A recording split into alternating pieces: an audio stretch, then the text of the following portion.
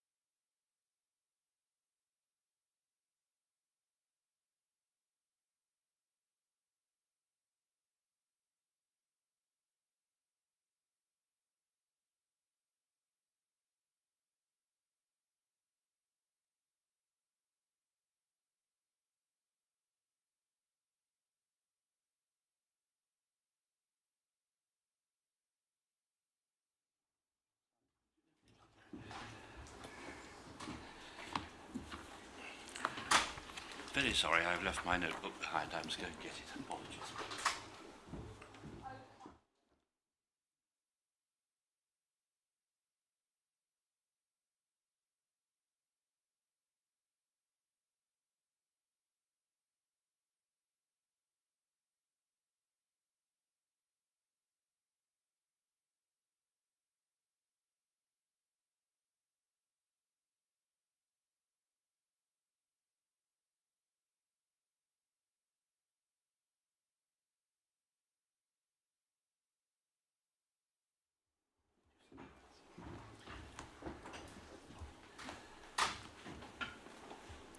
Good afternoon. This part of today's proceedings will consist of live evidence from a witness known as L3. The evidence will be broadcast but by sound only. There are reporting restriction orders in place, and in the event that anyone has any doubt or difficulty about what that implies, then please consult the notices outside or a member of the inquiry staff. Yes. May the witness be sworn, please.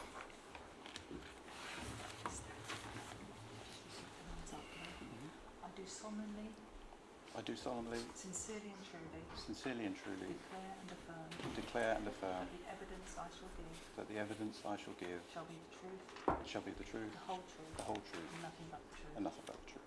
Thank you. Thank you. Yes. I will refer to you throughout this hearing as L3 because you've been granted anonymity. You provided a signed 24-page witness statement to the inquiry dated the 28th of October 2025, so last Tuesday, is that right? Correct, yes. And are the contents of your witness statement true and correct to the best of your knowledge and belief? They are. Yes, L3, that puts the whole of the content of your witness statement into evidence.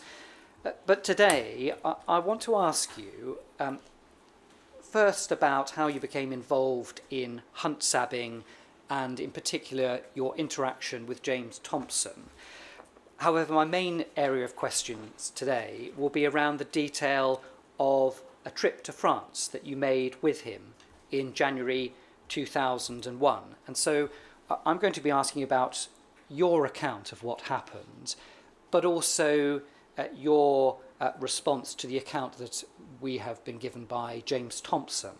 I'll refer you to a number of documents, and then at the end of my questioning, I would like to ask you about the impact that all of this has had on you.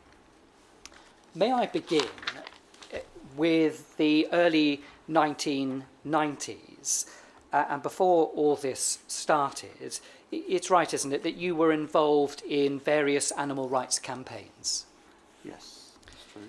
Now, in your statement, you describe that your involvement was mainly at a low level. Could you just explain just what you mean by that? So what sort of activities were you involved in at that point, so the early 90s? Very specifically, it was targeted towards public outreach events. We did high street stalls, we did leafleting, we did village fetes, this kind of thing, anything in which we could get exposure. We did public meetings. It was public outreach specifically at the start. Did there come a point where you also became involved in hunt sabotage? Yes, that's true. Yes, some of the people I was conducting the outreach events with were also part of the local hunt sab group, and I was introduced that way. At the time, I think you were living in the Surrey area, That's correct. and you were part of the North Downs hunt sab group at that time. Correct. Yes. One of the campaigns I want to ask you about in the 90s was Shamrock Farm. Could you just tell us, please, a little about your involvement in relation to that campaign and what it related to? Certainly. You've skipped forward slightly here now. This would be late 90s, not early. I don't know if that's relevant. But yes, Shamrock Farm was a fairly notorious primate breeder for animal experiments, and was therefore subject of a campaign, previous campaign, in an attempt to close it down. That campaign had failed. It was well known amongst animal rights activists as a place notorious to us, and a second campaign facilitated by different people came into being in the late 90s with a view to closing it. This was located, I think, in Smaldale. Yes, a tiny village just quite close to Brighton. Can you help us with bridging the gap then? You've described in your evidence mainly at a low level being involved in hunt sabotage, and that Shamrock Farm came later. Can you fill in the gaps in the time period? In my own career, as it were? Yes. Yes. There was a period of time during the mid-90s where I left the UK and I worked for an animal rights organisation abroad, which gave me a great deal more experience in running campaigns, far more so than just simply tabling on the high street. I gained a little bit of media exposure, and I learned how to run a campaign. There came a point where you met undercover officer HN16, undercover name James Straven, who had code name Magenta Triangle. I will refer to him by his real name, James Thompson. Could you help us with how you first met James Thompson in the context of your animal activism work, please? Yes. I returned to the United Kingdom very end of 1997, at which point James Thompson had been on deployment for approximately 1 year. I moved into a house that was being occupied by a friend, 2 friends in fact at the time, who were already aware of and knew James Thompson. They knew him through that local hunt sabotage group, and I was introduced that way by returning to that area with people who I knew and returning to hunt sabbing. I'm just going to pause you there because we know that James Thompson was deployed between January 1997 and March 2002. Yeah. And I think you said that you'd first met him about a year into his deployment, Yes. so 1998. At the beginning of, yes. Okay. Probably very, very beginning, 98 is best date. Now, you said that you were living with friends. Was one of those friends someone we're referring to as L1? I think you might have a copy of the cipher list in front of you. Is that right? Correct, yes. Okay. L1.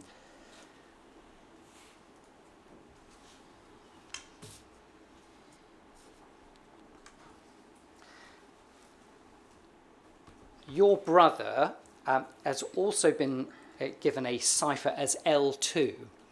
So L1, a friend of yours, and L2, your brother. At that time, did each of them know James Thompson? They did, yes.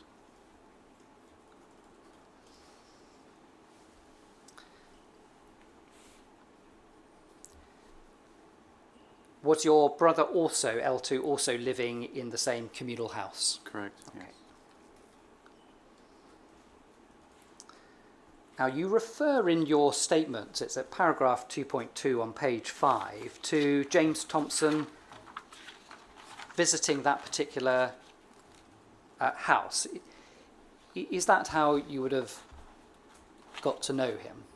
It's possible. I think it's probably more likely that we first met out hunt sabbing, but I would accept it's entirely possible that it also happened at the house. Yeah, possible. When he came round to the house, how did the relationship between you and him develop? How did you get on? Well, if you take my first assumption that I think we probably met outside protesting the hunt, then at the point at which he would have come to the house, we'd already been acquainted, so it would have been as part of a friendship at this point. He was already very much a part of that SAB group, and if anything, I was the new boy. But I came with some credence because L1 and L2 were already very much a part of it and would have introduced me, so that would have given me some kind of grandfather's rights, as it were. So I think that sort of a friendship would always have been on the cards there.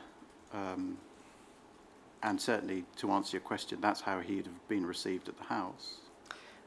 Now, in terms of this friendship group, your brother L2, L1, but also I want to ask you about someone else, L4.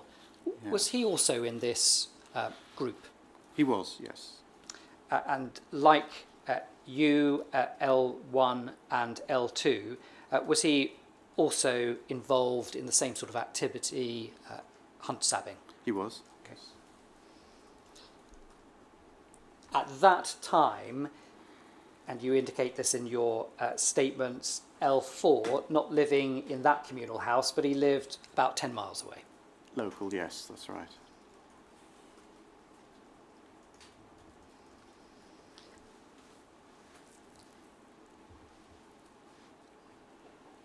Would you agree that a friendship developed between you and James Thompson? I would, yes. And that friendship, was that similar from what you could see to the friendship that he had with L1, L2 and also L4? I would, yes. I would accept that. Yeah.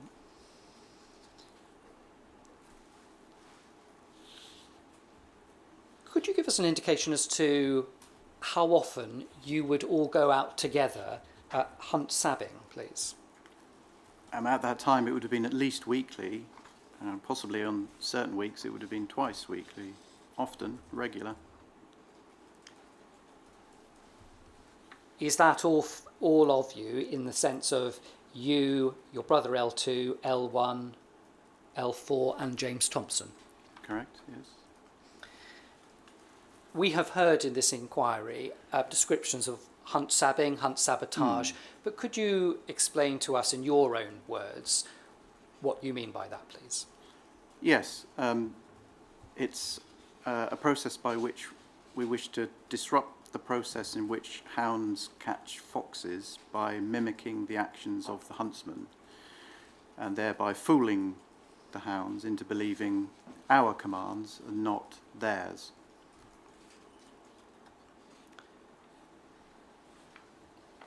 I'm going to ask you in particular about some equipment that was provided to the group by James Thompson. You refer to at paragraph 2.6 in your statement. It's night vision equipment. Could you explain how this came about, please? Yeah, this piece of equipment, it was specifically given to those of us that were living at the house, so L's 1, 2 and 3, rather than the group as a whole. Whether that was the intention or not, but I do remember it being given to us at that address as opposed to a more group environment. It was quite a sophisticated piece of equipment for the time. It certainly wasn't something you'd have been able to buy. It was a battery-operated device that illuminated the view in front of you to 1 degree. It wasn't binocular, is what I mean. You'd see it in normal vision, and it illuminated the environment in front of you quite well. Did you ever use it? I did. So, yeah. What did you use it for?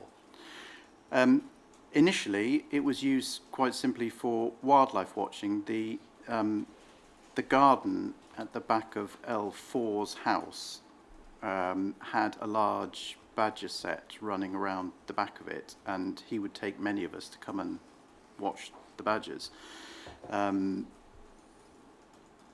this piece of equipment was excellent for that purpose. That was how it was used initially. And later, in order for us to gain our own information in what was an increasingly difficult environment to obtain information on the hunt, I used that equipment in my own intelligence gathering. Now, could you expand on that? When you information intelligence gathering, what are we talking about? Well, you have to put this in the context of where we were in the late 90s, that fox hunts up and down the country were being sabotaged and protested by many different groups, and they were hugely paranoid about this. And they went to great lengths to hide their activities, especially those in and around the home counties. And therefore, simply obtaining information as to where they might be became more and more difficult, and we had to devise strategies in which we would obtain that information, as it was not available in any other way. And some of the tactics we used were to move away from watching the hunt kennels, because that was far too obvious a place and they would know we were there. And we became aware that we could follow individual members of the hunt itself into an area we believed likely that they would be hunting in, by positioning ourselves on large roads, roads, and watching out for the vehicle to come past us, and then following it to the meet. Now, at certain times in the year, it's still very, very dark, and it would be very easy to miss your target, and so this night vision equipment was very useful. We have up on screen, it's paragraph 2.6 in your statements, and I just want to ask you about the wording that you've used. James Thompson also provided us with night vision equipment at the time. This was quite sophisticated and not something that could easily be bought. We used it to wildlife watch. And then you say this: the suggestion from him, although it wasn't said overtly, was that it might facilitate anything else we might want to do. I took this to mean committing a criminal act. Now, Yes. what you have set out there is that he didn't explicitly say, here is this equipment for committing a criminal act, but you took it to mean that. Could you explain why you took it in that way? Yes, you're correct. That, I mean, there was no overt assumption that, well, here, you could make use of this and get up to all sorts. It wasn't put to us that way. It was more, you might find this useful. Look what I've got. Look. It was quite obvious that we didn't have the capacity to obtain this level of equipment. And so perhaps as a way to provide himself with some kudos, he provided us with the equipment, or perhaps it was indeed meant for us to facilitate even further acts that might enable us to be able to do that we weren't able to do beforehand. It was very open-ended as to what we were supposed to be doing with this equipment. He just provided it and sort of, would you like to have a go with this sort of thing? And, Now, at the end of the next paragraph in your statement, you say that you didn't use the equipment for anything unlawful. no, I mean, not to my knowledge. I mean, it's possible unwittingly I don't mean to be facetious, but if I committed a road traffic act violation, I don't know about it. But we used that equipment for the reason I've explained to you, and I don't know that to be a crime. Not with the benefit of hindsight, but at the time, when James Thompson provided this equipment, what was your reaction to him providing night vision equipment to you at that time? I'm quite sure that I probably asked some questions, although I don't recall from memory specifically, but I'm quite sure I'd have asked him where he got it from, because, as I've mentioned, it really wasn't the sort of thing that was available on the high street. I imagine he came up with some excuse as to how he obtained it, but yeah, my reaction would have been, well, this is a novelty. It's a sort of new toy. I'll definitely put it to some use. What do you remember him saying to you about his background at the time? Oh, right. Well, his background at the time, he hailed from Scotland. I don't remember exactly where. I'm not sure I was ever told. He was working for a film company. That was his work basis. It allowed him enormous flexibility. His specific job role was as a locations finder. So his work pattern was entirely his to dictate. So he had flexibility. He mentioned an ex-wife and children. I'm not sure of their ages, but not adult children. He saw them irregularly. They did not live with him. And he lived, so he told us, in a small flat in the Oval area of London. Now, something that the inquiry be looking into is how much time James Thompson spent in his undercover role, Yes. as opposed to, for example, in the film business. You referred to hunt sabbing about once a week. Could you give us an idea about how often you saw James Thompson? Did you see him every day or just very occasionally? Could you just help us with the timings, please? Yes, at this point, the sort of very late 90s, 2000, certainly weekly, and then the occasional drop-ins to the house. And it's entirely possible that, in fact, it's not entirely possible, I know that he would participate in the odd demonstration. You mentioned Shamrock Farm previously. He was at those demonstrations, and they would not have coincided on a day that we would have been hunt sabbing, so that's in addition. But it's difficult to put an average on it. But he was a regular visitor to us at that time. When he visited, did he travel to your address in his Land Rover Discovery? Yes, he did, yeah. And did you ever go yourself in that vehicle? Yes, many times, yeah. And what were those circumstances, broadly? Sometimes it would be simply just providing a lift to an event we were going to. Possibly a lift back up to Let me think. Sorry, I'm not putting this very well. After an event such as a Saturday hunt sabbing event, we would quite often have a bit of a social afterwards, which meant a drink in a local pub. He would convey people to it in the vehicle. If it had been brought, sometimes he was in the back of the what we used to call the sab van. Sometimes he drove himself and parked nearby. Sometimes not. It's difficult to be precise, but yes, I would have been in that vehicle many times.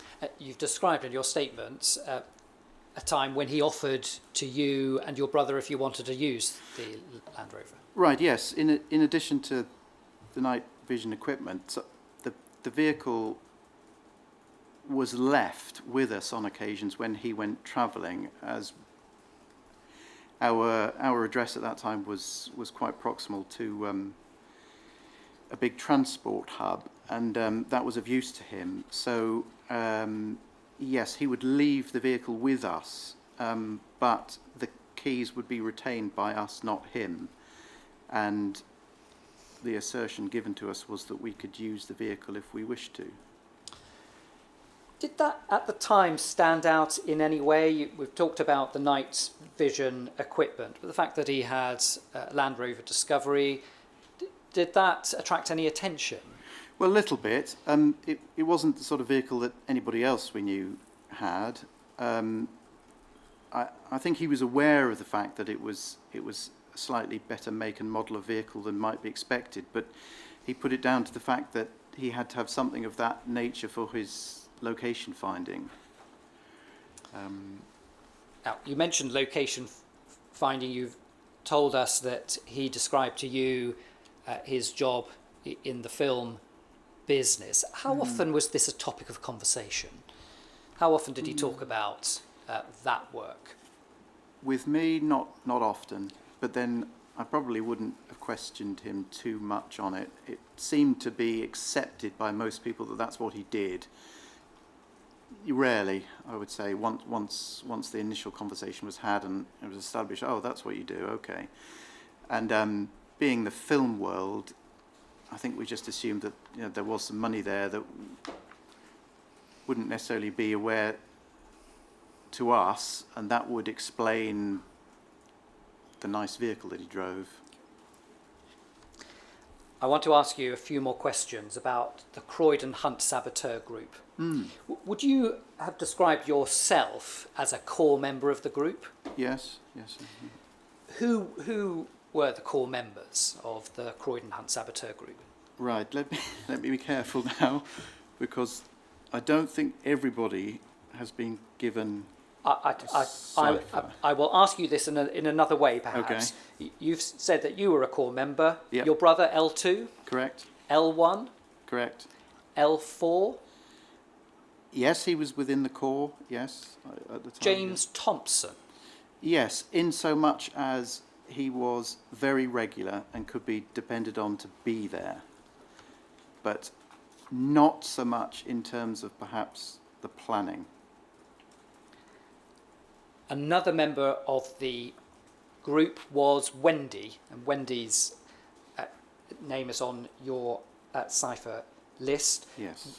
How would you have described Wendy? Yes, it's fair to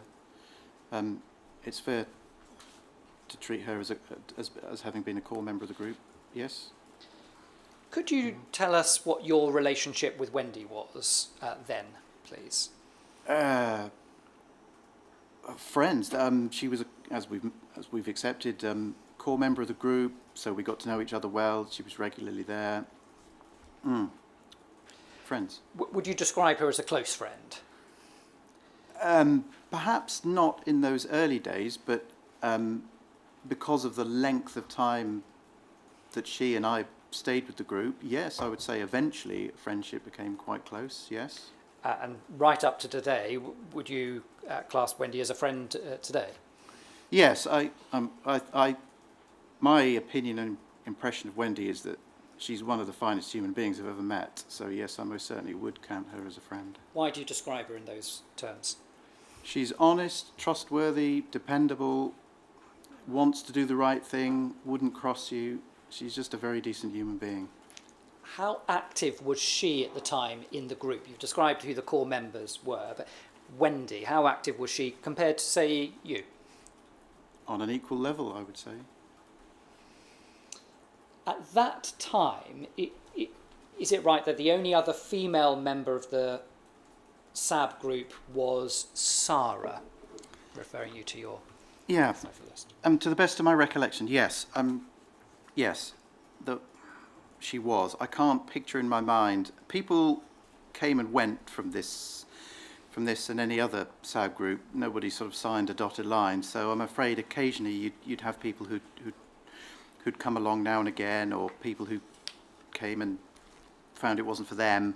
But I think in terms of what you're asking me, yes, Sarah was the only other female in the group.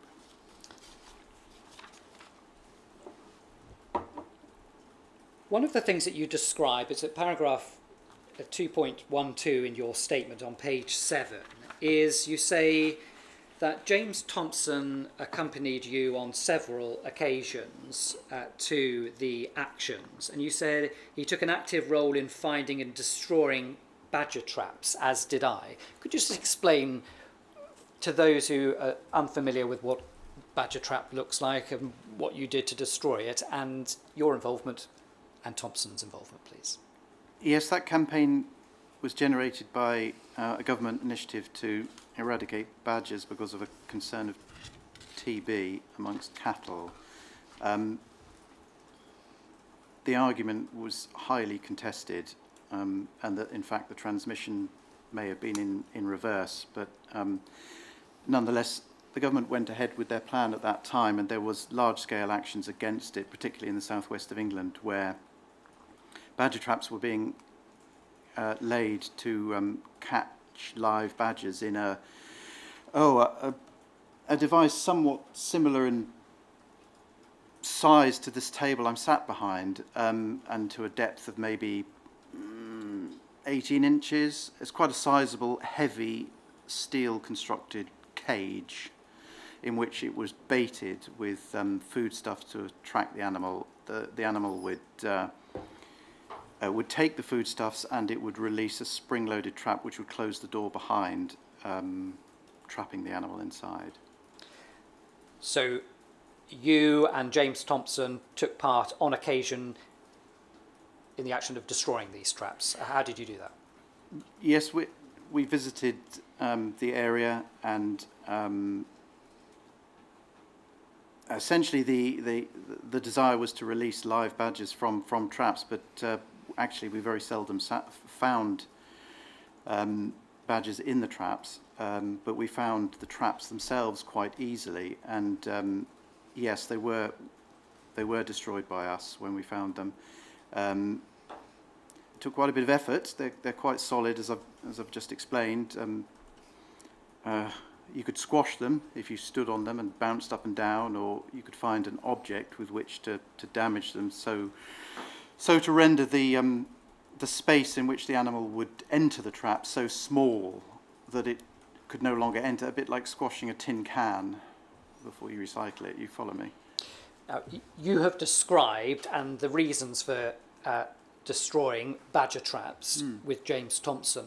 Could you help us with what other actions that you witnessed James Thompson doing that would have involved breaking the law? So technically criminal damage, breaking the badger traps. But could you just help us with other criminal activity that you yourself saw James Thompson do during this period of time?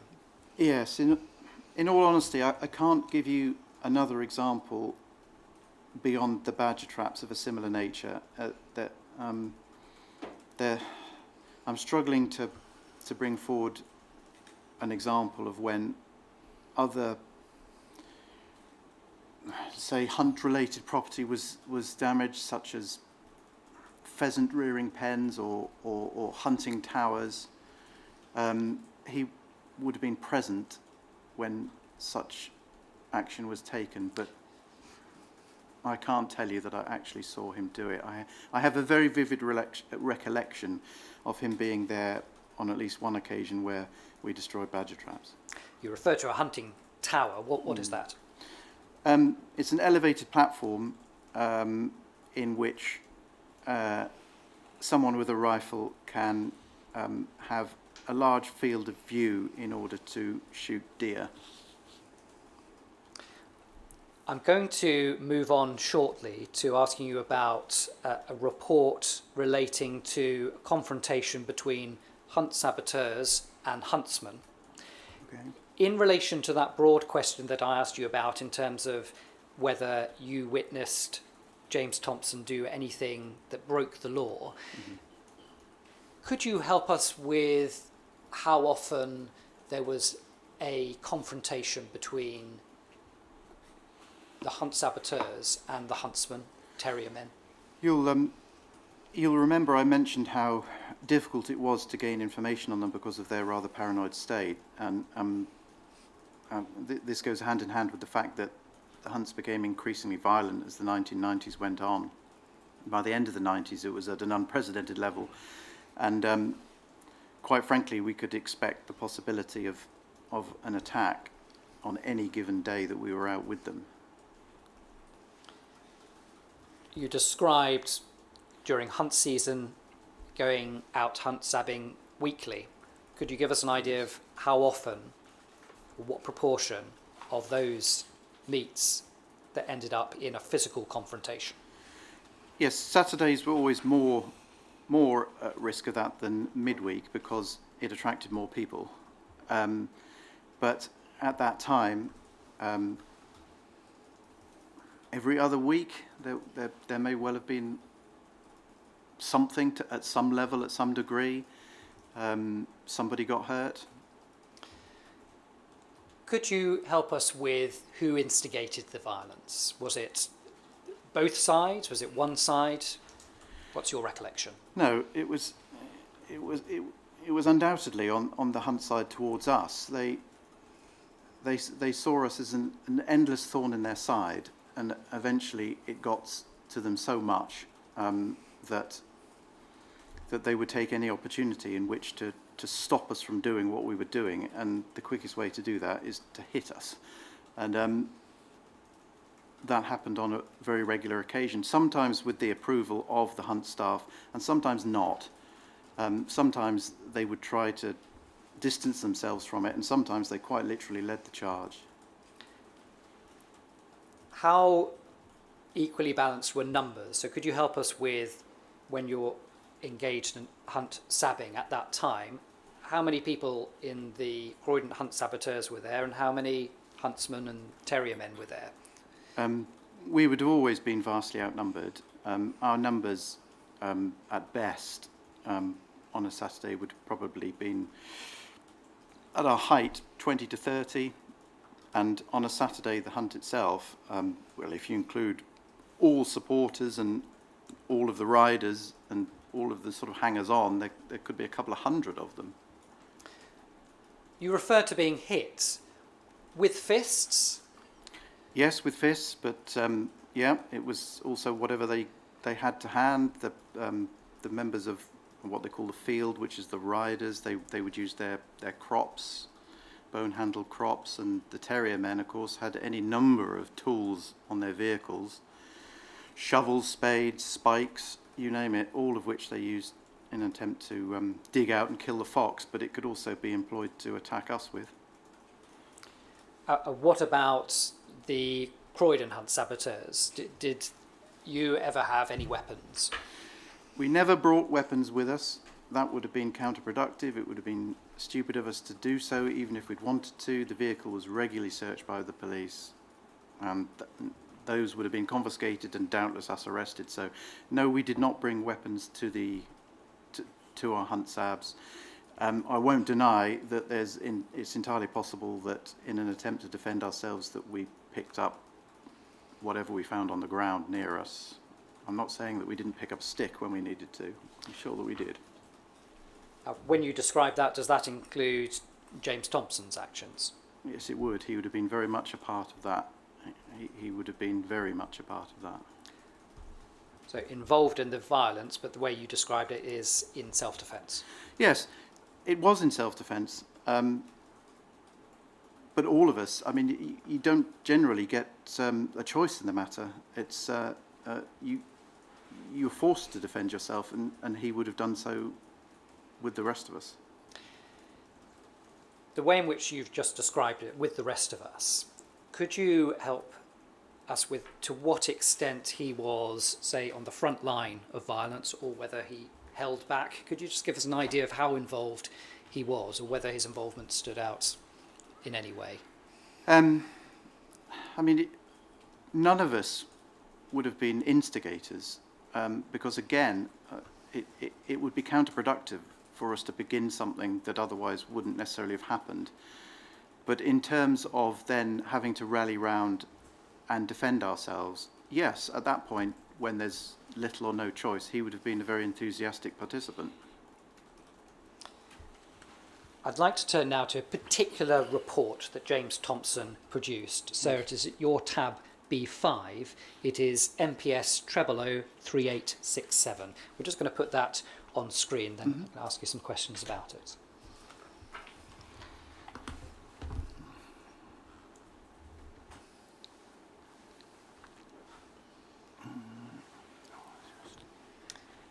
Now this is, as with the documents that I'm referring you to today, something that you have been provided with by the inquiry in advance of today, yes? Correct. Okay. So if we have a look at it, it's we can see in the middle it says intelligence magenta triangle, that we know is James Thompson's code name, and then we can see the date of the report, 1st of September 2000, not only the date that the report was typed up, but the date the information was obtained from the source, i.e.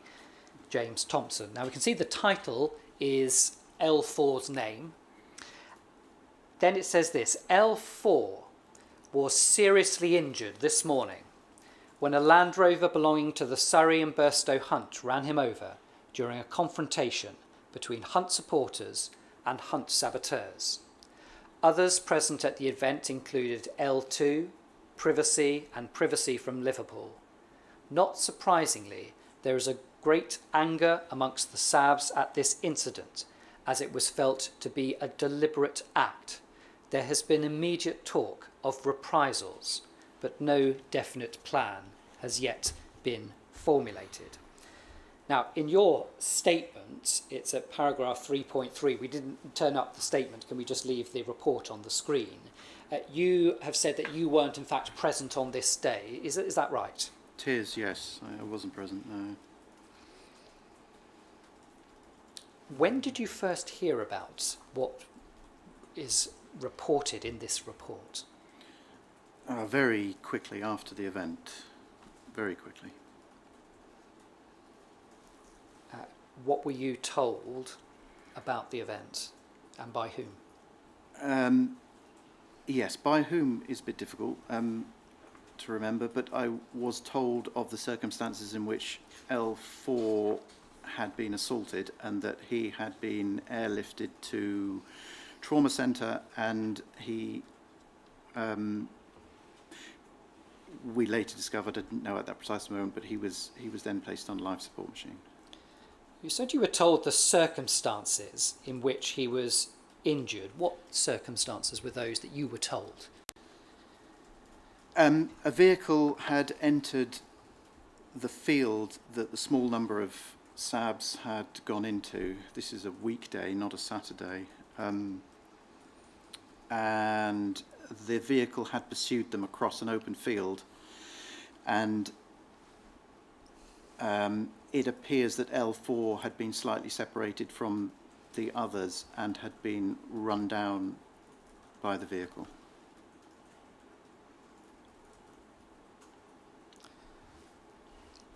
Whose vehicle did you understand it to be at the time? Not necessarily a particular individual, or where it came from? Yes, at the time I knew nothing more about the vehicle other than it was associated to the hunt in some way. It was either a vehicle owned by a supporter or possibly the landowner.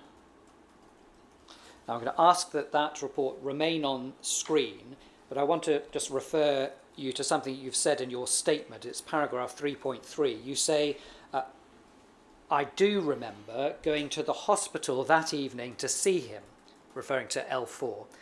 L4's partner was in the hospital with him and he was on a life support machine. At the time it looked absolutely dreadful. I'd never seen anything like it. I was in total shock. At this point it was touch and go as to whether L4 would live or not. Indeed. Do you have a clear recollection of visiting L4 in hospital?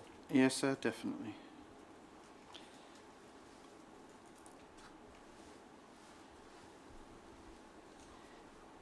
The report that we have on screen ends with the sentence, "There has been immediate talk of reprisals, but no definite plan has yet been formulated." So just at that particular time, so you were not present, but you were during the incident, but you were present at the hospital. There must have been significant anger. No, my abiding memory of that event was just, I think it just simply washing over you just how serious it had become, that that L4 was anything but out of the woods. I mean, he wasn't conscious at this point in the bed. He wasn't aware of who we were. It was that serious for him, and it's just the prevailing mood that evening was just one of shock and horror at what had happened. That, I mean, you'll bear in mind that had L4 succumbed to his injuries, he would have been the third hunt saboteur to have died.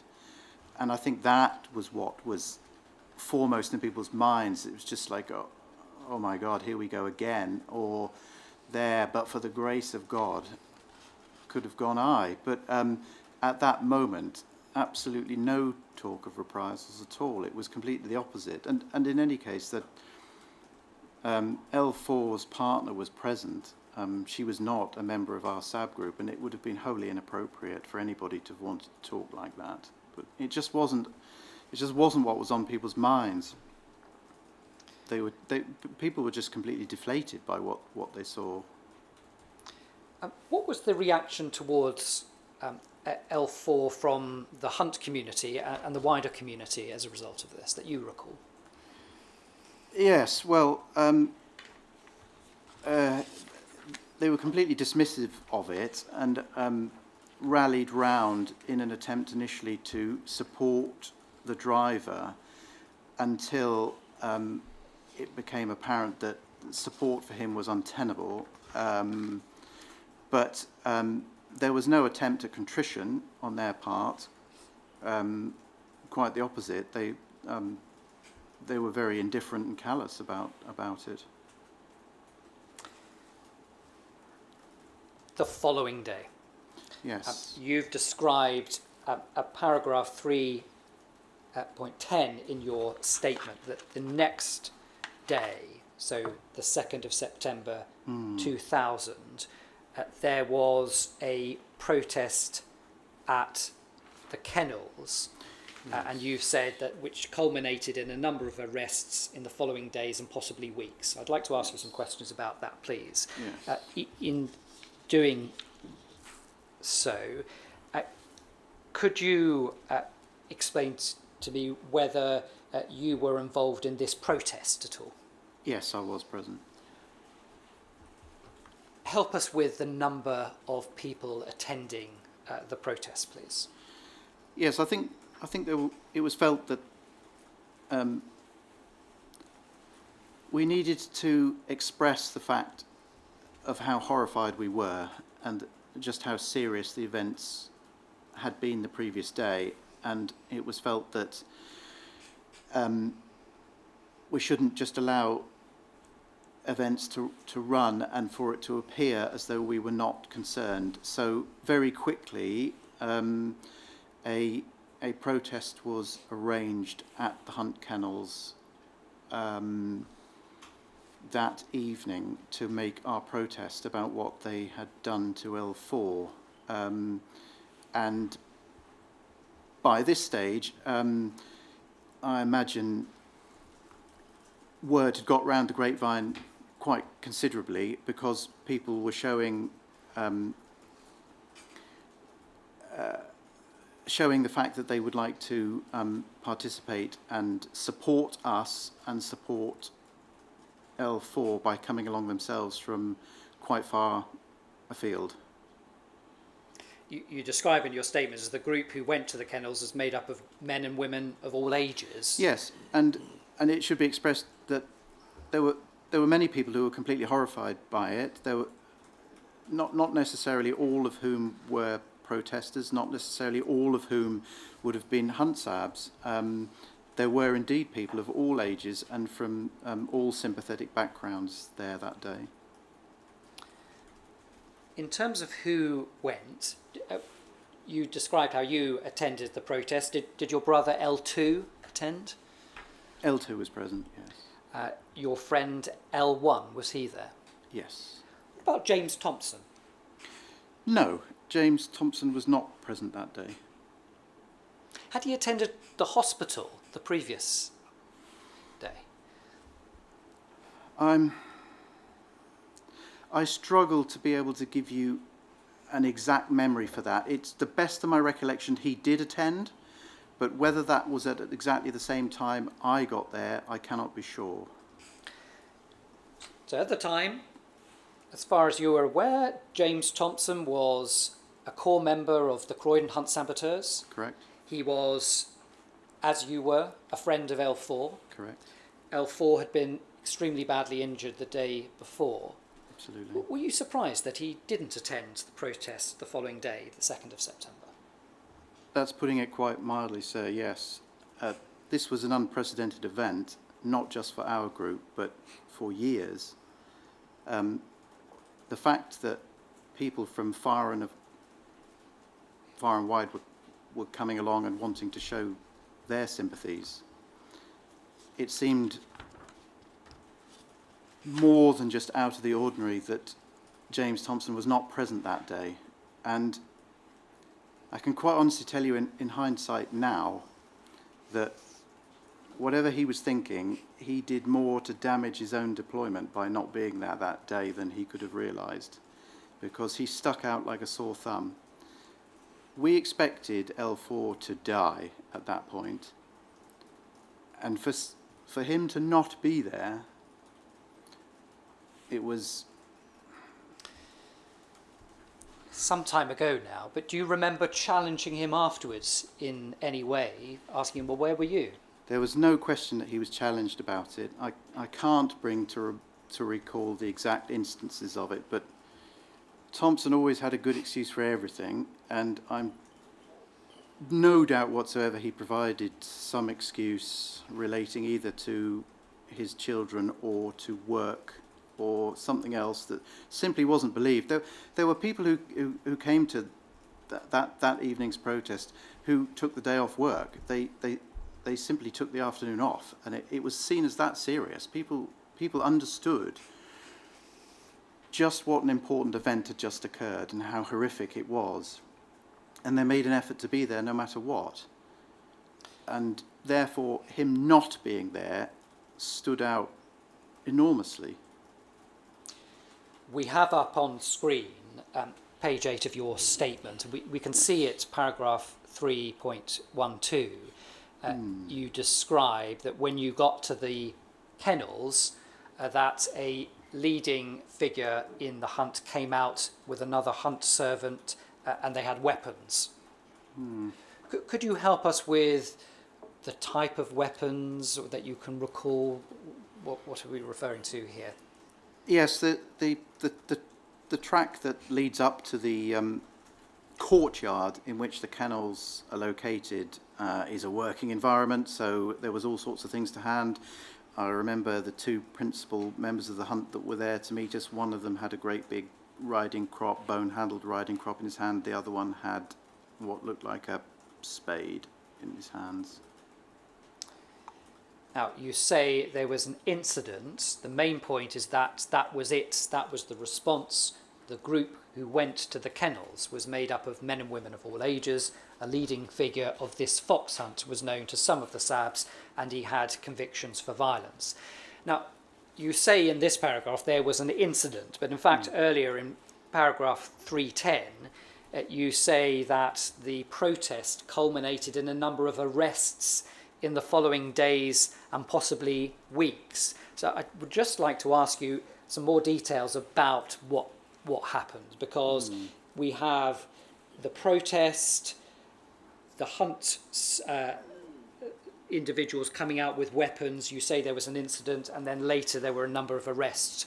Could you please fill in the gaps? So Yes. there you were with others protesting. Yes. Could you just take us through what happened? Yes. So the geography of the location is that the hunt kennels are set back from a main A road. There is a track that leads up from the A road to the kennels. It's probably a couple of 100 metres at most. It's not possible to drive up there because there's no turning space, at least not beyond a gate. So the vehicles that were used to transport us to this area stopped on the A road, and people got out and walked up the track. I was not in the lead of the procession up to the end of the track where the kennels are. I was probably somewhere in the middle, but I do remember hearing, even before I got to where you could see the kennels, there's a gate, effectively. It's the sort of the point at which the track ends. Is a sort of 5-bar gate. I remember, even before I got to that point, there were cries from those who had reached that point before me to indicate that something was already taking place. So this is 2nd of September. Yep. Was it at this stage that you're describing? Was it getting dark? Close. I mean, it's early September. It's still pretty light. It was an overcast day, as I remember. It wasn't particularly bright, but no, daylight was still apparent. Yeah. So you could hear cries ahead. What Yep. do you remember next? What I remember is thinking, oh my God, it started already. And I went running to the front to see what was happening. And by the time I reached the point at which these cries were coming from, it was apparent that people were being attacked. Who was attacking who? The two members of the hunt that I already mentioned had begun laying into the forward protesters. Now, you refer to this culminating in a number of arrests in the following days and possibly weeks. So who was arrested? Huntsman? The Hunt Saboteur Group? Could you help us with that? No, I mean, this protest then ended almost as quickly as it had begun because of the attack, and people were therefore subsequently arrested, but the people arrested were the protesters. No member of the hunt was arrested for this event at all. In broad terms, were people injured? Yes, they were injured, not severely. It's very difficult to remember who or to what extent, but I do know that, yeah, people had been hit and were injured. Yes, that's correct. What would you say to a suggestion that this in itself was a revenge attack by the Croydon Hunt Saboteurs, going to where it all happened the previous day and it ending in violence? If characterised in that way, what would your reaction be to such a description? No, I would refute that. If our intention had been to gain some sort of violent revenge, there were many ways in which we could have done that, and certainly not going up to the hunt kennels. That would have backfired. No, our intention was to let them know very quickly and in no uncertain terms that what had happened to L4 was completely unacceptable, and we weren't going to just pretend it hadn't happened. We wanted them to know how upset we were, and that was the intention. Before we even got a chance to hold that protest, though, as I say, people were already attacked and the protest degenerated. Now, one more question I want to ask you before we break for lunch is that in paragraph 3.12, referring to this incident, you can see in the middle, you say that was the response. Because I've been asking you Yes. questions about, well, was there any discussion about revenge attacks? And you say that was the response. Could you just Yes. describe to us exactly what you meant by using that sentence in your statement? Yes, of course. I mean, this is a little over 24 hours since the incident had occurred. There were no other plans. There'd been no, as we've already discussed, there'd been no talk of reprisals at the bedside. There'd been nothing. The only thing we could do to show our contempt as to what had happened was to arrange this protest. There were no other plans, and there was nothing else we could really do. There was no other way for us to express ourselves than this action. And the intention was to have had our protest and register that complaint, and that would have been it. But yeah, we didn't even get a chance to do that. But there were no other plans. So I don't know whether that's a convenient moment to break. Yes, it is. You're making excellent progress, but I do want to ensure that there's adequate time. Would everybody be able to resume at 2? Yes. Yes. Thank you.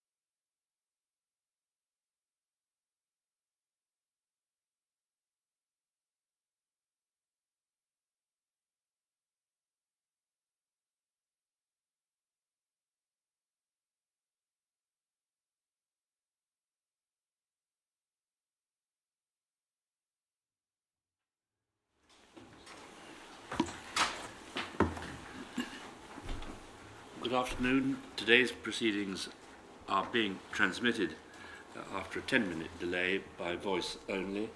Those with mobile devices may use them to speak to the outside world to say what they have heard, but only 10 minutes after the event that they're describing. Those devices may not be used for photography or recording. There is a reporting restriction order in place. If anyone has any doubt about what that requires, please look at the notice and consult a member of staff if need be. Thank you.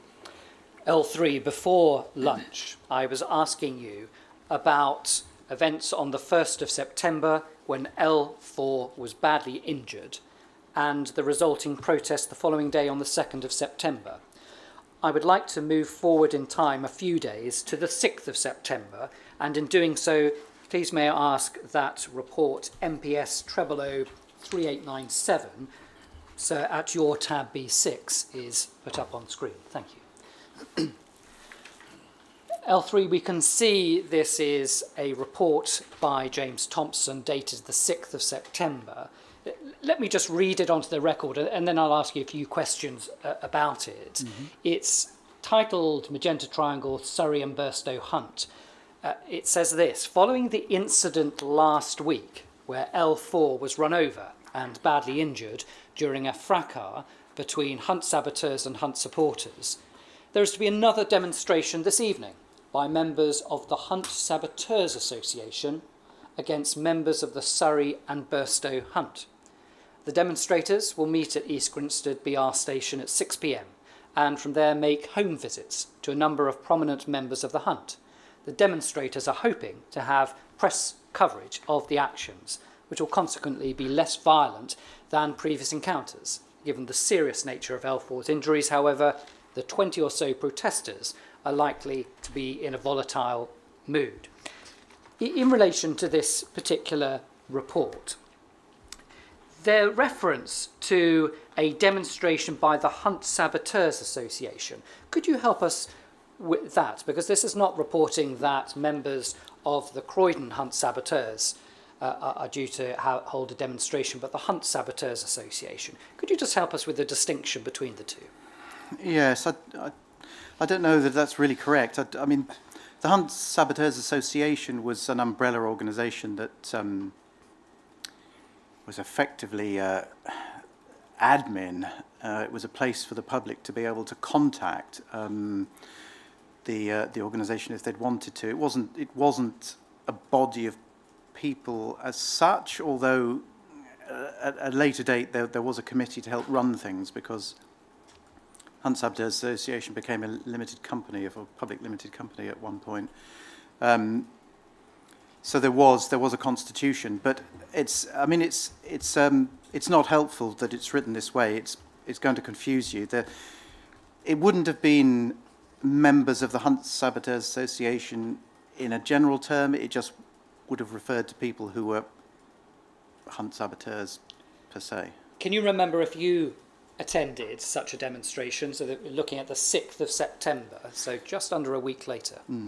I honestly can't bring it to mind, but I won't dispute that I would have taken part in such things. The reference to home visits, the demonstrators will meet at the station and from there make home visits to prominent members of the Hunt. Being specific again to this date, is that something that you recall talk about, home visits at this time? Home visits, yes. I think this was really born out of the fact that what we really wanted to do was the event of the 2nd that we've covered, which ended so fast and so disastrously. And it was felt that we hadn't really made our voice clear. We hadn't got the message home. And so this was 2.0 in terms of just trying to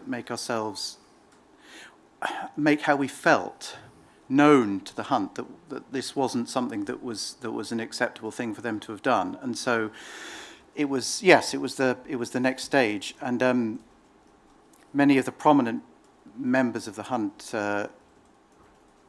were listed in directories and so on, hunt directories I'm referring to, and therefore their details would be known to us. But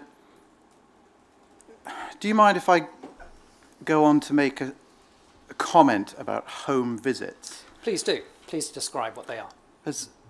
I think I've heard it mentioned by others in other testimony which I have seen, and it can be a little bit confusing. And I understand that it can be taken as a controversial area, that protesters would turn up outside somebody's own front door and make them aware in a very personal way that what we felt they were doing was objectionable. And it is controversial.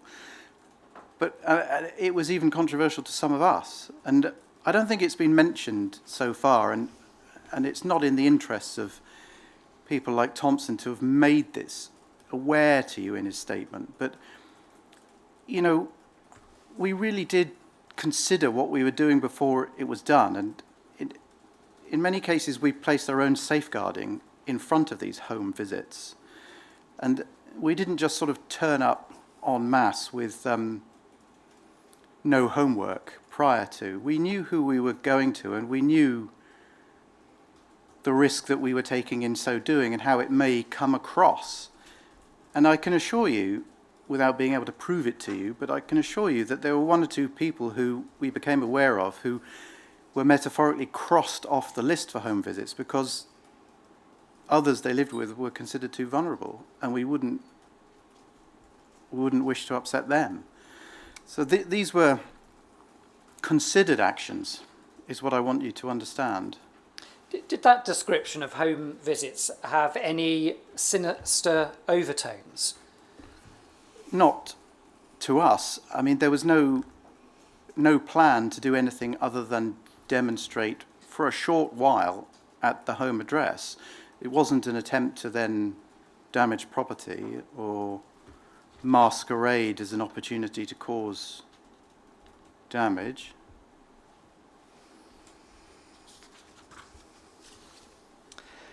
The report that we have on screen that we've been looking at, it concludes by stating, given the serious nature of L4's injuries, however, the 20 or so protesters are likely to be in a volatile mood. That reference to the group and also yourself, would you say that at that time you were in a volatile mood given what had happened to L4? No, and it's florid writing in that this is supposed to be a dispassionate document, and if you're supplying information, it should be very objective and not subjective. And the moment it starts adding opinion, and it is opinion that has been written there, it's steering the reader immediately to form an impression that's not their own. And so, no, I refute it. We were not in a volatile mood at all. I'd like to ask you about another document that touches on the aftermath of what happened to L4. So it is your tab B23. Please may I ask that document MPS 005282 is put up on screen. Oh gosh, okay.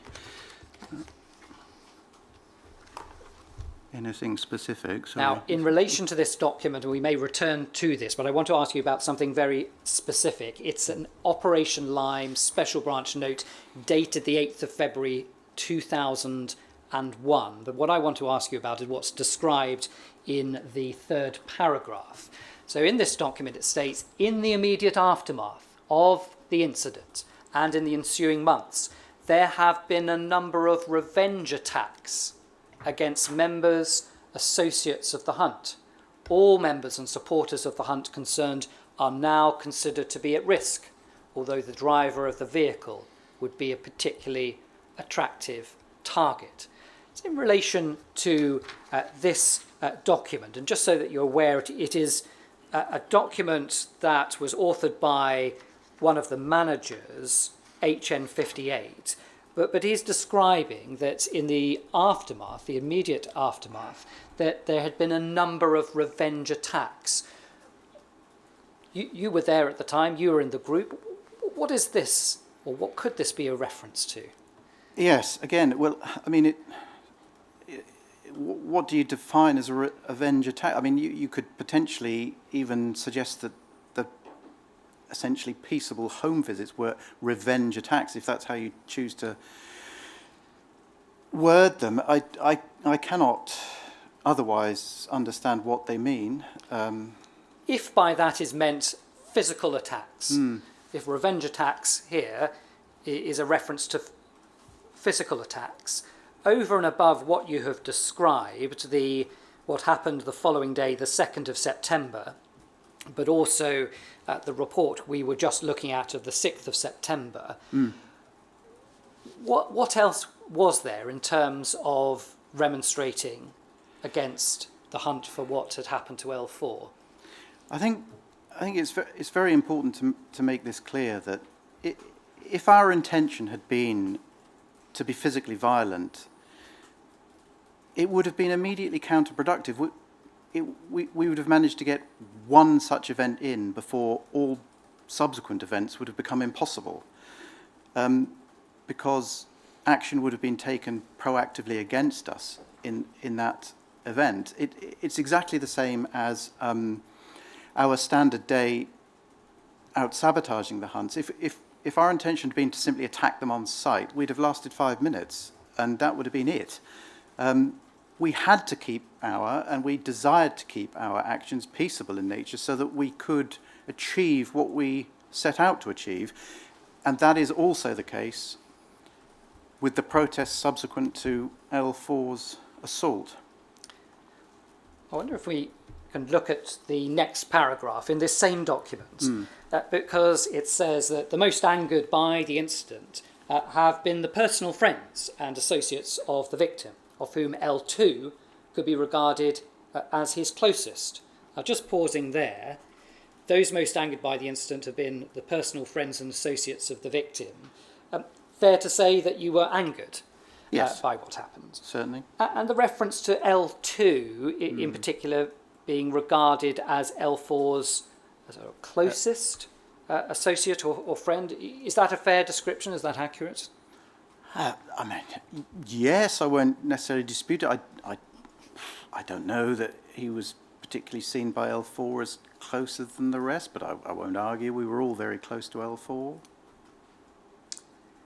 Now, in this document, and we will go into detail of what has been said by James Thompson about what happened next. But you can see, following the incident, L2 made contact with the French national with a view to procuring a quantity of black powder and a firearm in France. What's your reaction to reading that, please?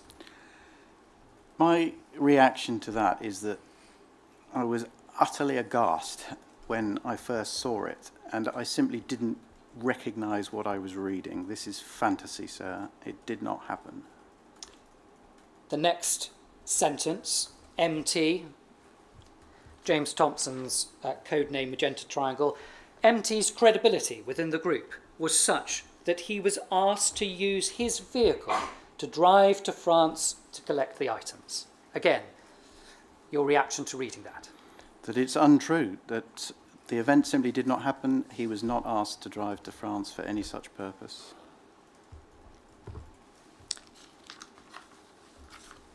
Then goes on to talk about a particular trip that I would like your evidence in relation to. You can see it states this: on the 9th of November 2000, MT took part in a dry run to France with L1, another close friend of L4.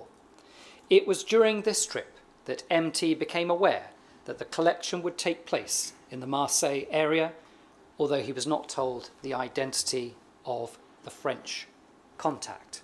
The plan was to spend a few days in France, ostensibly as tourists, collect the weaponry, secrete it in his vehicle, and return to the UK, where L2 would take possession of it. Again, your reaction to reading that, please. When I first received this as disclosure, I simply didn't understand what was meant by dry run. It meant nothing to me. I simply couldn't piece it together until, in time, my best guess in what's being referred to here is a day trip to France occurred in which I believe Thompson and L1 and another person, possibly L1's girlfriend, but I'm not certain, took a day trip to France, effectively what we would know as a booze cruise, and came back again. That is the only thing I can relate this to. I do not know otherwise what is being spoken about. Was there any discussion after this trip between you and anyone who went on the trip? James Thompson, L1, or L1's girlfriend? No, none at all.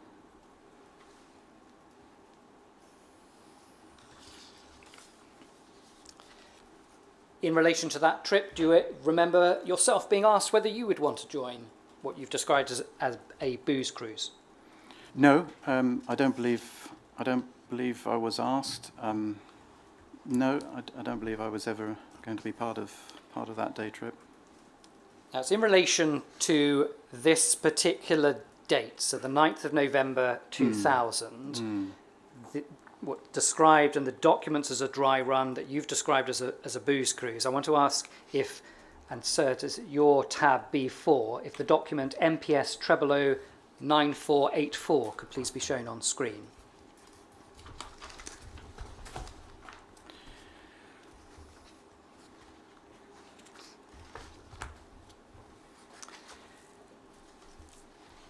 Now, just to provide you with detail about this document, over the page it is authored by NW, so that's one of the managers, Noel Waugh, and it's dated the 13th of November 2000, and it's an SDS file note. And if we go back to the first page, you can see what is referred to right at the beginning. So it says BG, so reference to manager Bernard Greene, and I, so this is Noel Waugh, visited MT, so James Thompson, at his Kent residence on the 10th of November 2000. He had just returned from an exhausting day in Calais with L1 and his girlfriend on the 9th of November. They had gone out on the 1100 Eurotunnel train and been pulled by the internal security. No obvious reason for this. Another car had also been singled out and subject to a search, including a sweep with some kind of machine which was looking for explosives. Presumably, this is part of the Christmas anti-RIRA, presumably real IRA campaign. Not surprisingly, this rattled L1 somewhat, but MT managed to point out the random nature of this and will work on reassuring the group over the next few days. Now, you've just told us that there's no real discussion after this trip, but having read that, does that jog your memory? Any references to anyone attending on that trip referring to them being stopped as they were coming back? I'm afraid, no, I don't recognise any of this. And it occurs to me, though, to set the scene slightly, by the late autumn of 2000, I was no longer living in the same property as L1. So the chances of us having a conversation about this could only have been possible if it had been by the telephone. And the address I was living in at the time did not have a landline. So I really just would not have had this conversation. And I don't see how it would have been possible anyway, because it simply didn't happen. They went across to Calais, and they had a day out and brought back a load of cheap beer, is what I understood happened. To move forward in time, so this was the 9th of November 2000. I wonder if we could please show on screen, so it's at your tab B8, it is MPS 000441.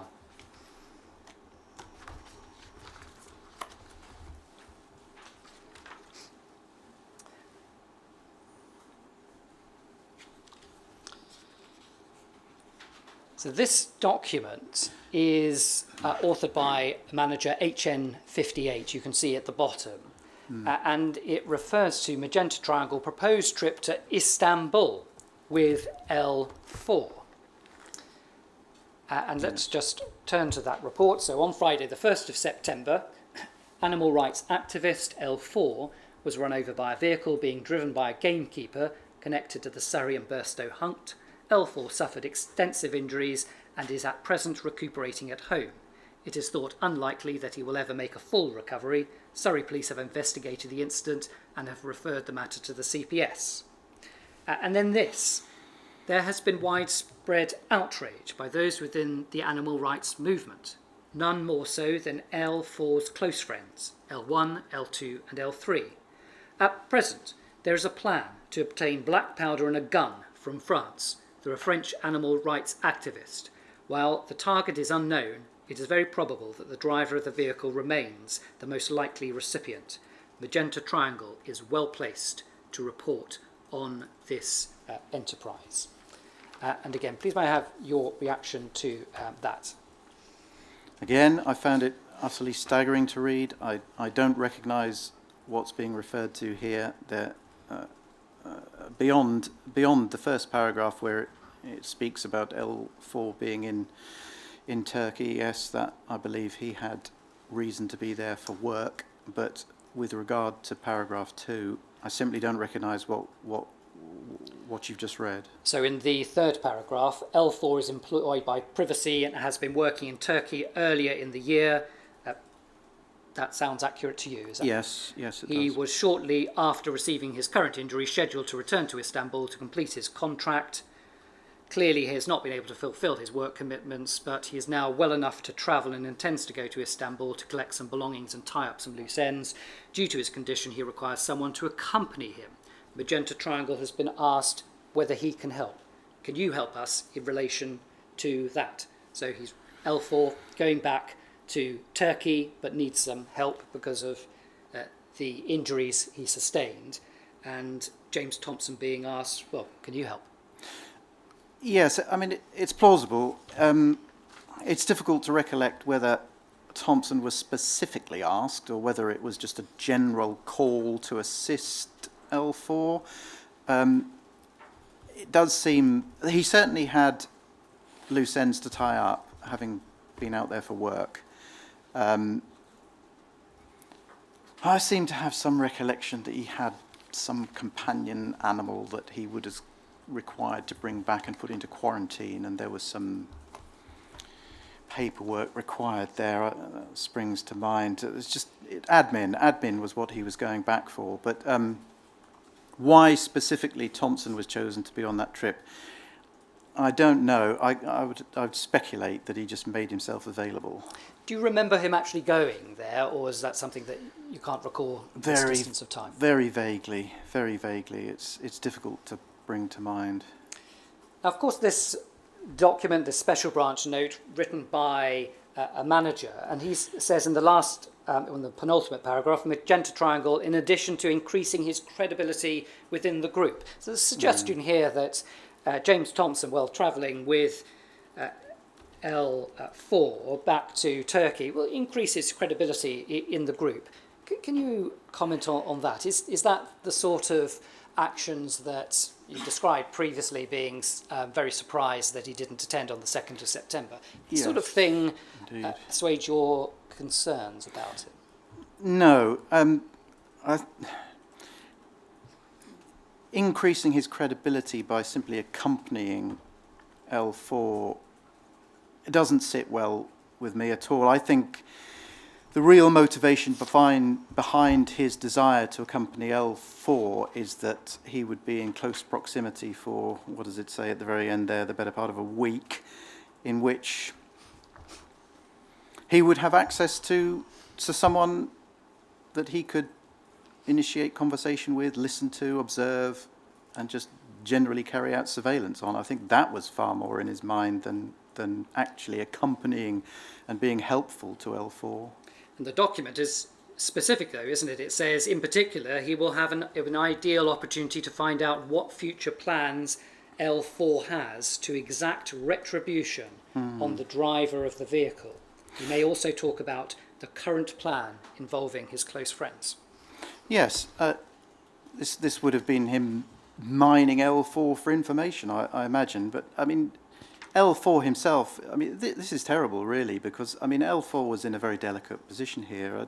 At this stage, he was still in recuperation stage. He was not a well man, and vulnerable. And who knows where his mind would have been at that point, and what he could have been engaged in, or what, get a couple of drinks in him as well, and who knows what he might have been saying at the time. He wasn't in his right mind after what had happened to him. Now, I'm going to ask if the document, so at your tab B9, it is our MPS 0527650, could please be put up on screen. And it is the second page of that document, please. Ooh. Oh, yes.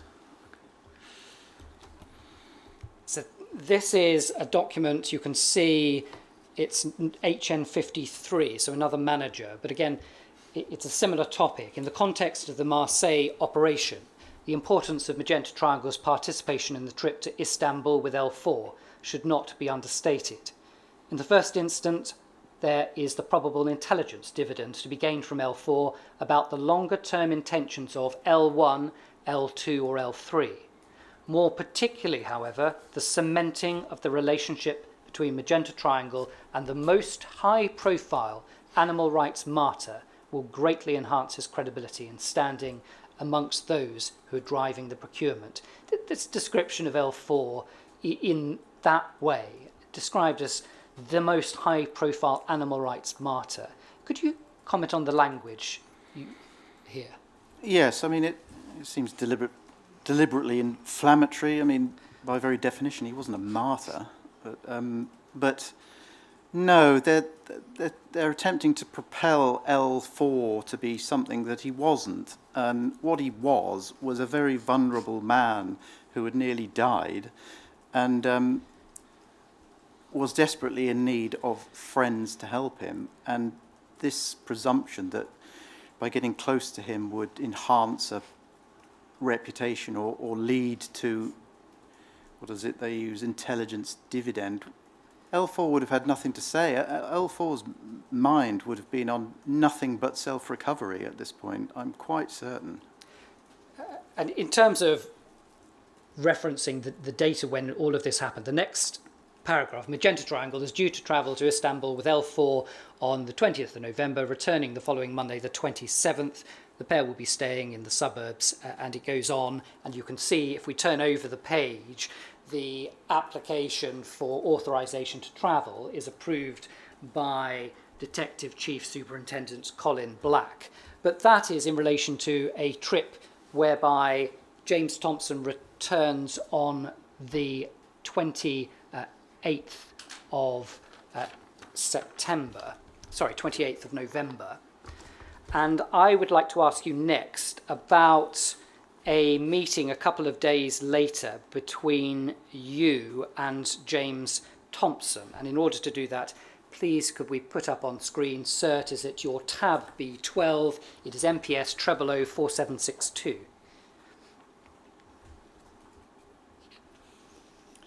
So it goes to Istanbul, comes back on the 28th, and on the 30th of November, according to this office note, this is what's referred to. So MT spent yesterday, 30th of November, in company with L3 at L3's home address.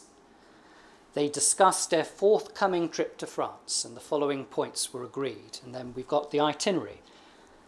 30th of November 2000, you've seen this document in the disclosure provided to you by the inquiry. Correct. Firstly, do you recall any meeting at that time, so the 30th of November, again after James Thompson returns from visiting or from accompanying L4 to Turkey?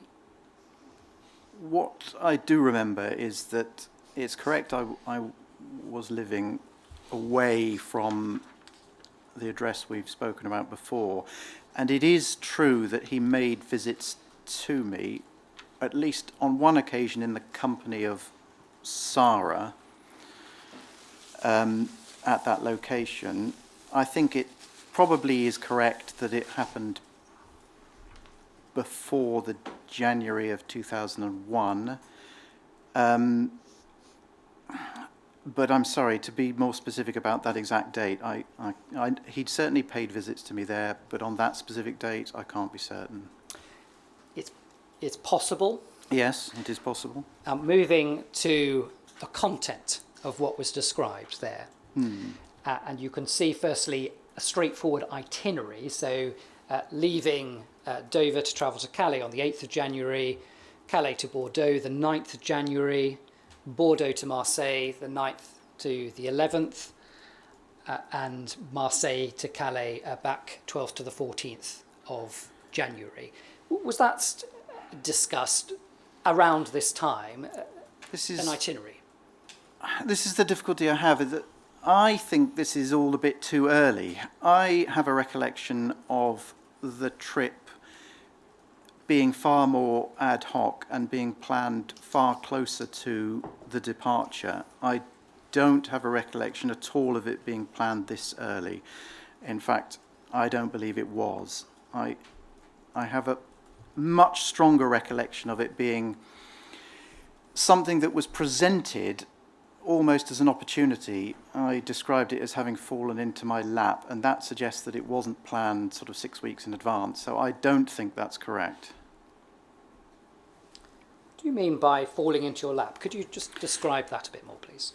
Yes, it's the reason for the trip not being in my memory as too far planned was because it came to my attention that Thompson had a reason to be in the south of France relating to business, totally unconnected to our animal rights activity. And it was mentioned to me, possibly even in just passing, and I saw an opportunity at a time where things were not great in a relationship I was having, and I thought, I wonder if he would want somebody to help drive on a trip like that. It's a bit of a distance, and there's an opportunity for me to get away and have a little break, effectively, without having planned it. I just want to give you an opportunity to respond to what is recorded in this note. The overall impression given by L3 was that he sees the trip as a bit of a holiday built around purchase of the goods. So the first line is true. I certainly did see it as being a bit of a holiday. I have absolutely no idea what is referred to as the goods, or at least I do now, but when I first read this, I did not. To this end, he has suggested going via Bordeaux to sample the wines and then leisurely travelling to Marseille. The comment about Bordeaux is correct. If the itinerary had been purely mine to create, we'd never have gone anywhere near Provence. We would have gone straight to Bordeaux. I was not part of any planning to go to Marseille. That was something I had to accept on the grounds that this is where his business meeting was due to take place, and therefore if you wanted to take advantage of a trip away, you were going to have to accept that this was to come first. I'll come back to the reference to business meeting, but if we just stay with this document. A few minutes ago, you indicated that you were having relationship issues with your girlfriend at this time. Yes. And we can see here that it states that L3 sheepishly requested that his girlfriend and her friend accompany them on the trip to give good cover. Yes, this would be nonsense. It makes no sense.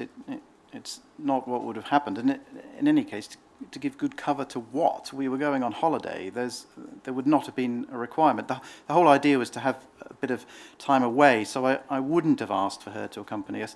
And in any case, as it later transpired, but I'll bring it in now, that at some point during the trip, we were to liaise with Sarah, and which I understood to still be a bit of a grey area as to whether they were still a couple or not. I was not certain of that fact.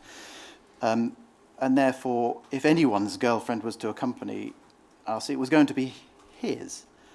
But yeah, dwell for a moment on that to give good cover. For what? It was a trip away. It was a holiday. Before we begin going through that holiday, Yes. the two things I want to ask you about is the discussions you had with Thompson beforehand. You mentioned a business meeting. Yes. Could you tell us when that arose in conversation and what James Thompson said about it? It'll be difficult for me to remember exactly when it came up, but the whole reason for him needing to be in France was to attend what seemed to be a small business meeting down in the Marseille region. That was the purpose for him crossing the channel. There had been some talk previously that he was potentially thinking of importing golf carts or some such into the country as a business venture. I remember him talking to L4 about this at L4's house on at least one occasion. I wasn't really privy to the conversation because I would certainly have not been in any position to invest in this venture, but L4 just might have been. So that's why the conversation arose. And it's my understanding that this reason to be in Marseille was to conduct a meeting related to this business venture. Did you ask James Thompson more details? For example, importing golf buggies, golf carts, going to France to do so. Did you ask him more questions about it? To be perfectly honest, if anyone else in our SAB group had mentioned this, I would have probably had 101 questions for them, but not so much with him, because he always displayed a degree of wealth that the rest of us did not have, and therefore I didn't question it quite so much, because it wasn't so implausible that he might have seen a little opportunity for a business venture. Yes, it wasn't totally beyond the bounds, but it would have been very odd if anyone else had come up with it. Let's move to the trip itself. I'm going to ask you to provide detail in relation to this particular trip, and it may assist if we turn to page 12 of your statement, because you do describe it in some detail from paragraph 4.14. Now, you say that you and James Thompson met at Sarah's house, is that correct? Yes, that was the sort of rendezvous point for the trip to begin, that's correct. The words that you use in your statements, I remember vividly that I drove down with him through France. It was just James Thompson and I in the car. Is that right? Yes, so this is the beginning of what I now understand to be Operation Lime. And totally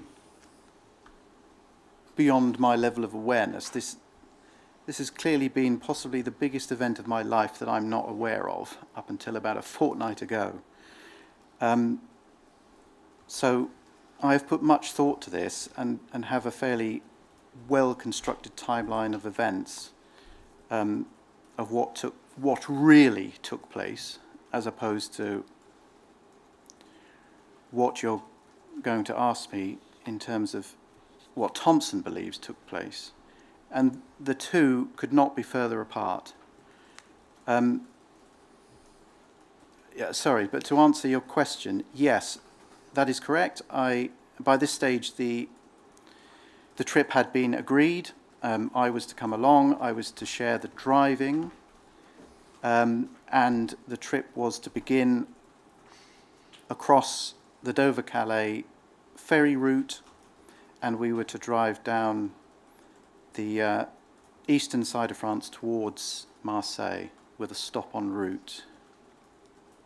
And you say in your statement that you stayed overnight on the first night somewhere near Lyon. Yes, to the best of my recollection, I simply cannot remember exactly where, but I know there was an overnight stop before we arrived in Marseille, and it would have been roughly around the Lyon area. Yep. And we can see there that you give detail about stopping in a rest area, that you managed to find a good wine. So this detail, as you sit there, is this trip clear in your mind? Very, yes. Even that first day, I just remember there was very much a holiday atmosphere to it. We were laughing and joking. It was very clear that we were away from life at home, and there was a fairly carefree feel to it. And I remember where we stopped in the little rest area. There was even a bit of winter sunlight. We were able to sit at a picnic table wearing just a jacket. It was all quite convivial. This was you, James Thompson, and nobody else. Correct. In his Land Rover. Correct. Yes. You describe in paragraph 416, the following morning we continued the journey south towards Marseille. Mm-hmm. We arrived in Marseille at approximately lunchtime. I remember our arrival quite well because the road we arrived on took us to a mini Arc de Triomphe in the centre of Marseille. I remember pointing it out to James. Again, you remember that clearly now. Very clearly, yes. The road in was, it brings you directly into the city centre. Yes, their version of the Arc de Triomphe is as the one in Paris, is a great big roundabout. You circumnavigate it to get to your next route, and one or two of the avenues lead directly down to the sea. It's something you would not miss. When you stayed overnight the night before, you were in a twin room or separate rooms? No, every night that we were away on this trip, we shared a room. Yeah, twin room, yes.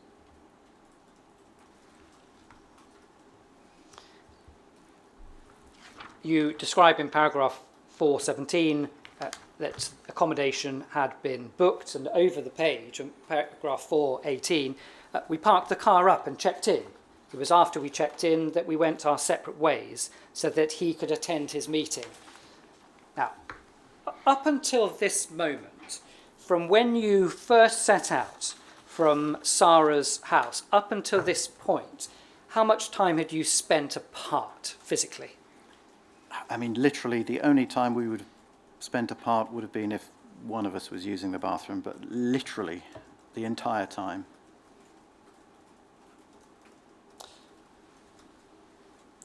Could you tell us a bit more detail, as far as you can recall, what happened here? So you park the car up, you check in. Mm-hmm. At roughly what time of day was this? So we arrived in the Marseille area around lunchtime, so it's early afternoon by the time we've checked into the hotel and parked up the car. Yes, early afternoon. At this stage, you mentioned before you didn't really ask him about the meet-up with the bank manager or the business trip about golf buggies. But at this stage, did you ask him, well, where are you going to go? What are you going to say? Any more questions about it at this time? It had been established that his meeting was going to be at the bank. He was seeing a bank manager in France. I think it was in relation to securing a loan. But actually, no, because to be perfectly honest, I wasn't greatly interested. It sounded like a slightly far-fetched venture, and I didn't really see how the world of golf buggies was going to work. It's not really something I was very interested in. And if I'm honest, I was just delighted to be somewhere else, and was quite happy if he wanted to go off for 2 or 3 hours to his meeting. I was going to go off and explore. So, yeah. You described doing just that paragraph 418, you refer to it as being a couple of hours. Does that sound about right in terms of the time that you were apart from James Thompson? Yes, it does.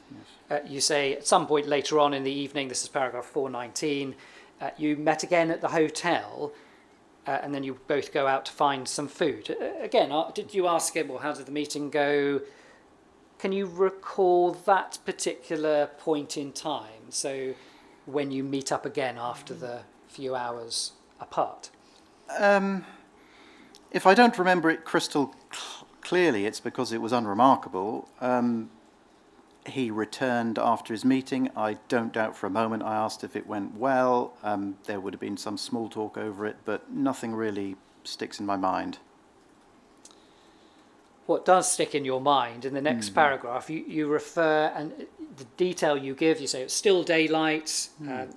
You remember that one of the streets that you walked down, it was a cobbled street, and you said that as we walked down it, we were met by approximately 10 members of the local gendarmerie. We commented between each other that Marseille must be a dangerous place if the police had to patrol 10 at a time. Yes, I remember it clearly. I'd never seen anything quite like it. It was just one of those things that stuck in the mind. It was almost a bit surreal. We turned a corner, and coming down the street to meet us were 10 members of uniformed French police. And yes, we most certainly commented that, oh my God, where have we come to that they need to patrol in these numbers? Yes, it's just a remembrance of that evening. Yeah. I want to ask you about what you've put in your next paragraph. You say, we found something somewhere to eat. It's paragraph 421. We found somewhere to eat, and we stopped to discuss whether it would be suitable. I noticed that there was a cat in the shop window behind me. We both engaged with the cat through the glass. I don't know why that sticks in my memory, but it does. The rest of the evening was unmemorable. We ate and then went back to the hotel. So this is many years ago. Could you help us with how you can remember the detail in relation to a cat? I don't know. It is ridiculous, I know, but the cat was engaging with us behind the glass, and I don't know why I remember it. It just sticks in my memory. I tapped the glass and sort of engaged with the cat back and brought it to Thompson's attention, and yes, it just sticks in my mind. I have no idea why I remember it. Did you notice anything about his behaviour? Is there anything different about his behaviour at all at this time? At this time, no. I don't think so. I think at this point he was keen to find something to eat, just as I was. No, nothing really. Well, you describe how you ate, went back to the hotel, and then the following morning, it's referred to at paragraph 422. I want to go through this carefully. You wake up. What do you remember as the first thing when you woke up? Yes, so this is now the morning of the 10th of January, to be clear. And yes, I am either blessed or I suffer from the fact that I am a heavy sleeper. And I did not realise that at that point, as I awoke, that I was alone in the room. And I awoke to find that a handwritten note had been left for me and that Thompson was no longer in the room with me. You refer to, after you got up, you noticed that he'd left a handwritten note. Yes, and the basic detail of which was to let me know that he had discovered that the car had been stolen and that he was out effectively reporting that fact. You go on in your statement at 4:24 to explain that when he returned to the hotel, he explained to you just what was in the note, that the car had been stolen. Yes, that's correct. Yeah, and you go on to say that you both made some quip about that it's probably in Morocco at the moment. Yes, that became a sort of staple joke throughout the remainder of the trip, that it'd probably been whisked away to North Africa by now. But yes, I mean, at some point I went out onto the street, probably with him, and I was shown the point at which we'd left the car. I was aware the car was parked very close to the entrance to the hotel. I could see that it wasn't there. There was shattered glass on the road. It was pointed out to me, and well, I mean, the vehicle's not there, and there seems to be evidence. What more could I do but accept the fact that the car had indeed been stolen, or so it appeared. Did you suspect anything at the time?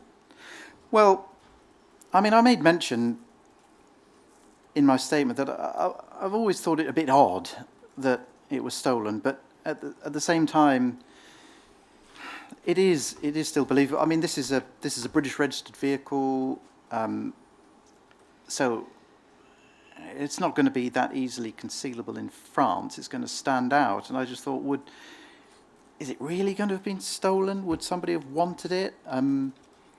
But I mean, it was a fairly decent make of car, and as I mentioned in the statement, that I'm sure a decent car to a car thief is a decent car. So I just accepted that had happened, but I've never felt that it was particularly genuine. I don't know if I expand on this by telling you what I have always felt Operation Lime really was and how wrong I was.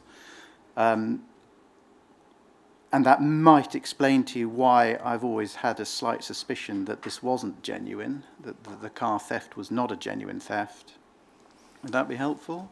When did you form this suspicion that you're about to? Immediately. What was it? So, as I think you've already heard from other testimony, that there was always a question mark over Thompson. No one was ever completely comfortable with the stories he gave. And it has been my thought across the last 25 years that the reason I was selected to help drive on this trip is so that I would be a captive audience for him for about a week, and perhaps he would have all the time in the world to engage me in conversation and general intelligence gathering, and that it wasn't beyond the bounds of possibility that in order to aid him in that fact, that the car had in fact been wired for sound, if I can put it that way, that recording devices had been attached to the vehicle to pick up what I might let go, what I might say, what I might inadvertently, and that possibly during the journey down, some of this equipment had malfunctioned, and that he then needed a replacement vehicle in order to continue simply gathering evidence. I've always wondered if I was being a bit paranoid about that, but I've been disabused of that in the last fortnight, haven't I? Because I didn't even come close. We've heard that one of the nicknames that James Thompson had in the group was James Blonde. Yes. Was that nickname ever used? Certainly, constantly. Did you ever use it? Certainly. Why was that his nickname? So it's a direct play on words to James Bond and being a spy, and the fact that Thompson at this time had a light-coloured tint to his hair. It was quite literally a direct tease as to what people underlyingly thought of him, and our general belief that he was not quite as we were being led to believe. I want to move on with the trip. James Thompson says to you that the plan is to hire a car and continue with the trip. Yes, I think there was some discussion between us as to what we were going to do now, because I was very much the second wheel in this trip, and I didn't feel that I could sort of dictate it. And if he had wanted to sort of throw the towel in and go home, I wasn't really going to have a lot of choice. So there would have been some discussion as to what we'd do next. And yes, he was immediately quite amenable to hiring a car in order for it to continue. Now, we know a car was hired, and your driving licence number appeared in the hire documentation. Yes. And the reference to that is, perhaps we'll just look at that briefly. It is search your tab 11, page 7 of tab 11. It's MPS 0527763.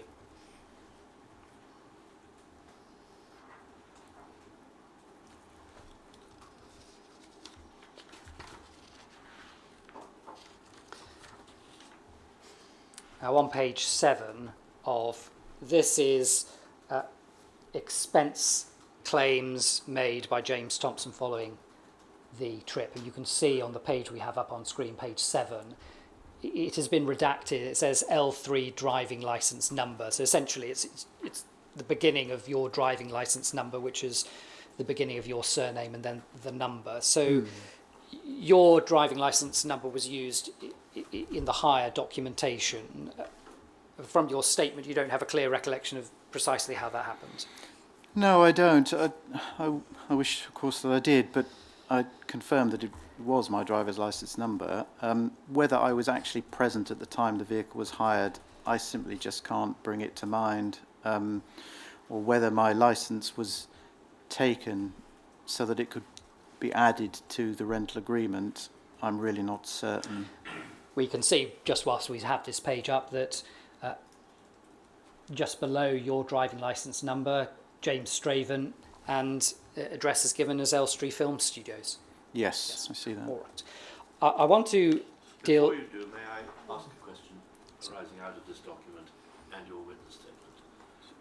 I have your real name at the top of your witness statement, and you've seen this document with a name on it. The spelling is the same in both instances.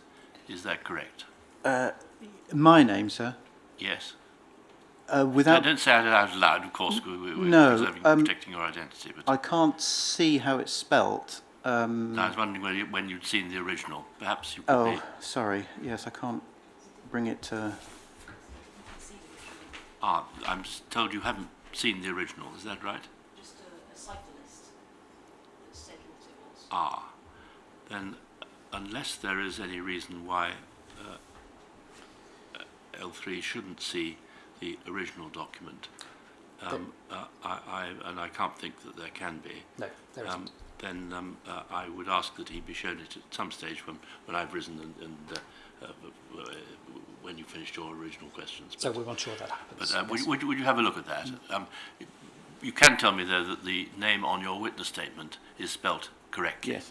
And is that how you've always spelt your Yes. name? Yes. Thank you.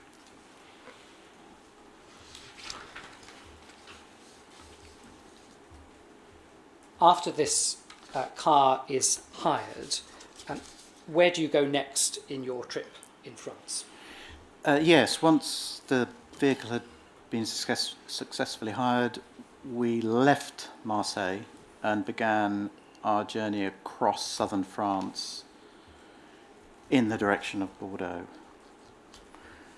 But en route, that's quite a distance, and we didn't do it in one single journey. That was broken overnight in Cahors. But I'm going to You- perhaps yes, see you- if we can deal with it this way. I think we have a map.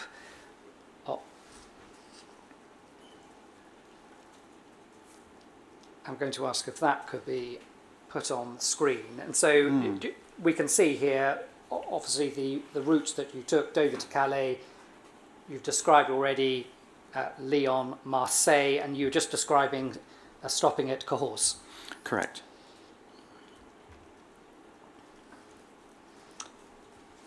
I remember the journey. I can remember that bit of the journey when everything had started to calm down a bit and started to process the fact that this car had been apparently stolen. And the countryside in that area is very different to what I'm familiar with in France. Obviously, in the south of France, far more arid and a bit more rocky.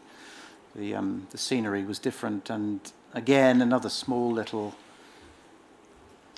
anecdote from the trip. As we left Marseille out on the main road out, there was it's a very iconic French model of vehicle from the 60s and 70s. You'll have all you'll all have seen it before. And this one was parked broadside on in a lay-by, and it was sort of festooned with animal rights related pictures. It was very incongruous. I mean, it was something you would immediately point out, and I did just that, and we slowed down to even look at it. It was totally out of place. I have no idea why it was there, but it is something I remember as we on the road out as we left Marseille that day. Now, you were heading towards Bordeaux, is that right? That was the end destination for that part of the trip, yes. Because the plan was to meet Sarah at the airport. It was. And did you, in fact, do that with James Thompson? We did. Did you then go to Saint-Emilion? Yeah, we did a number of things using Bordeaux as a base. It was complete holiday atmosphere. There were several things. We had a picnic out at the beach and along the peninsula. And again, I can remember the day. I can remember what we did. We visited the city itself and some of its more prominent architecture. And then closer to the end of the trip into Bordeaux itself, we visited the historic town of Saint-Emilion. That's correct, yeah.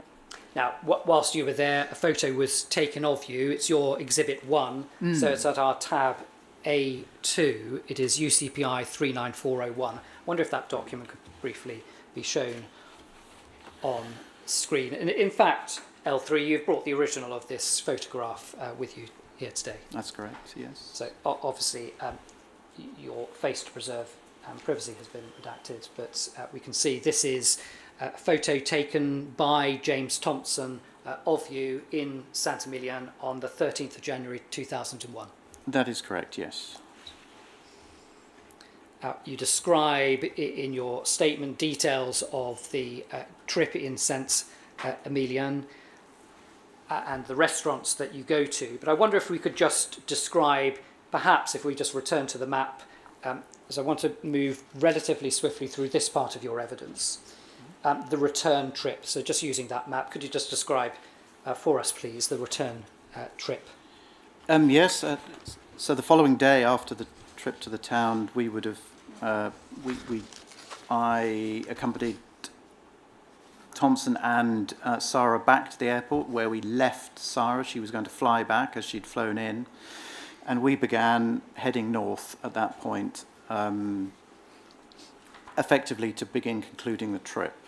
And then the day passed unremarkably to my mind, but it ended with a stay in Dieppe overnight. And again, I have a particular memory of that because we ate quite well that night. It was a very good little restaurant we found, which again seemed very odd for such a small little place, but it was quite memorable.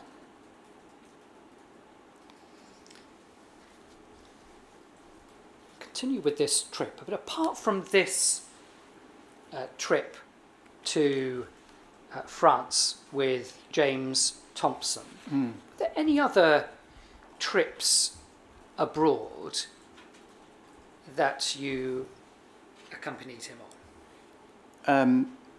There were no trips in which the two of us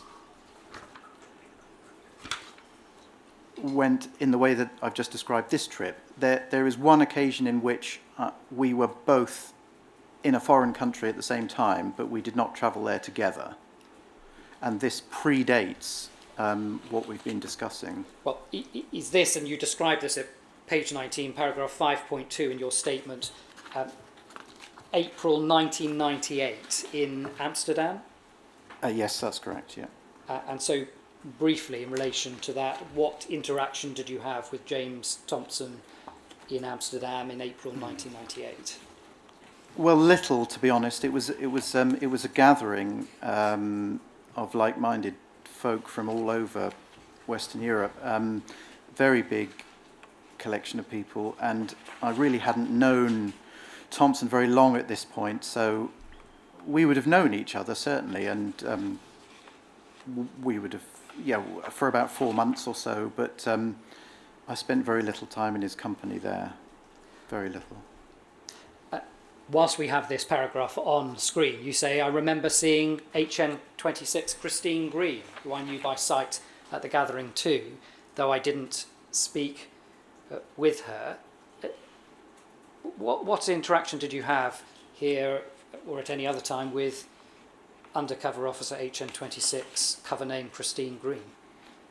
There are several occasions I can bring to mind where I've come into contact with other undercover officers, one of whom I now know to be Christine Green. She was associated with a fellow SAB group at the time that operated out of the West London Reading area. They usually joined forces to sabotage hunts along the M4 corridor, and she was very embedded with them.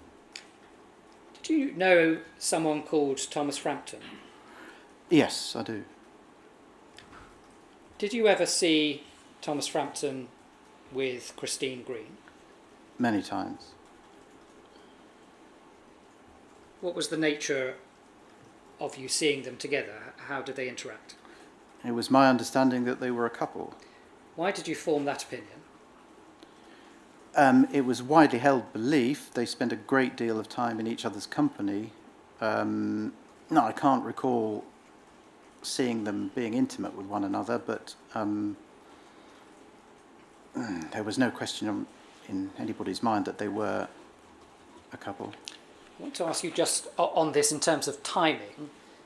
When do you recall seeing them together, as you say, as a couple? What sort of year? Oh, gosh. Just to give you a point of reference in time, I've just been asking you about this trip in April 1998 to yes. Amsterdam, Yes. where you refer to So seeing her then. it would not be now, and it would not have been prior to this. I, to the best of my recollection, her association with Tom Frampton would have been after this event. Yes, after this event. So this event, April 98. 98. Yeah. So how long after? Months, years? No, years I would say, but not many years. A couple of years. It's very difficult to be precise, I'm sorry. I'd like to now turn to a document search, your tab B22. It's page 4. It is our MPS 005257, please.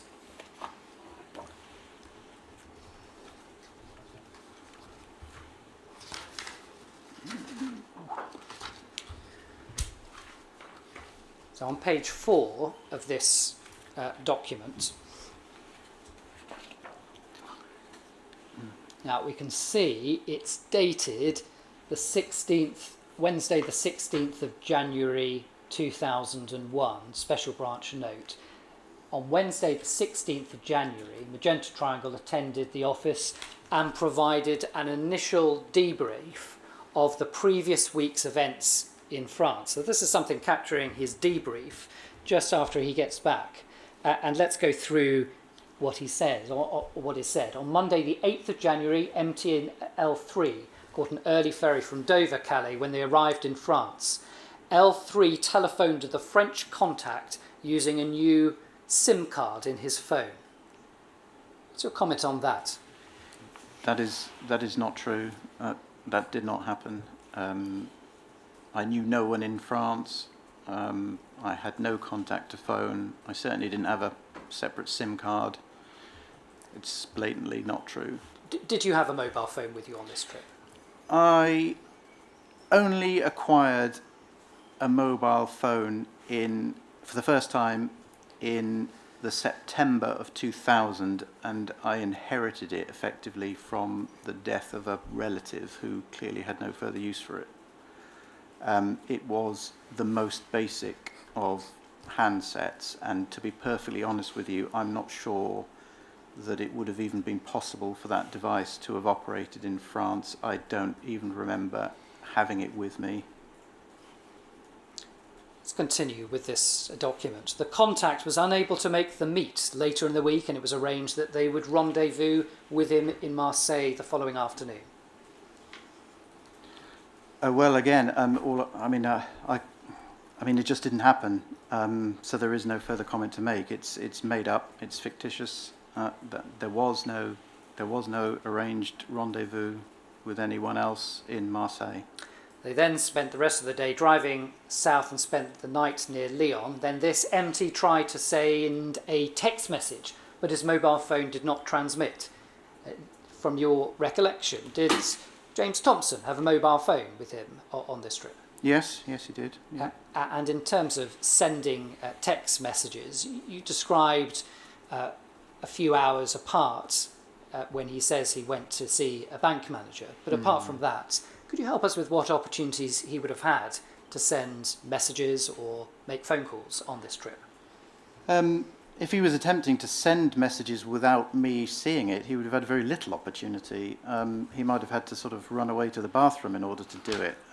But if he was able to make an excuse as to why he needed to send a message, then he would have been able to have plenty of opportunity to send a message. Yes, if he'd wanted to keep it secret, then he would have found that difficult. On Tuesday, the 9th of January, they drove to Marseille, where they met the contact in a small cafe next to Marseille station. Did you ever attend a cafe next to Marseille station? No, we did not. The contact was accompanied by 2 other people. The contact is described as North African appearance, yellow-skinned, spoke very good English, with little or no French accent. He has possibly spent time in England. He introduced himself as Privacy. They were shown the items and then drove with the contact a short way from Marseille to prove the items. Just pausing there, do you have any interaction with someone who could be described as of North African appearance? None whatsoever. We met no one in Marseille other than in casual form, by which I mean a hotel receptionist or waiter, but under no circumstances did this event happen. I met no French North African. We did not sit in any cafe. This did not happen. It goes on. Initially, the contact wanted his 2 mates to travel in the back of the vehicle with him. MT was not happy with this and insisted in sitting in the back seat with the contact with L3 driving. The other 2 were left behind to catch a taxi. MT just directed where L3 should drive, which was not the direction favoured by the contact. MT feels he may have shown out a little, as until this moment he had been the acquiescing of the 2. However, he felt decidedly uneasy about being in the vehicle with 3 strangers who were probably armed. They stopped the vehicle a short distance from Marseille and L3 checked the weapon. What was your reaction to reading those sentences, but the reference in particular to you checking the weapon? Yes, when I read, I couldn't believe what I was reading. I simply, yeah. If I hadn't been sat down, I think I would have fallen down. This is absolute nonsense. There was no weapon, and to be honest, the way this is, it's all. I mean, anybody looking at this in a sort of bird's eye view would see this is nonsense. I mean, I have absolutely no idea how you go about buying an illegal weapon, but if this is how you go about it, then I can't believe you're going to walk away from this unscathed. It seems insanity. Handing over £700 was how much cash did you bring on the trip? As I think I said in my statement, if I'd had £700 in those days, I'd have felt like I'd won the lottery. No, there was no £700. They then stashed the gun and the black powder in the compartment behind the rear seat and placed the ammunition in a torch. Were you aware of any compartment in James Thompson's car?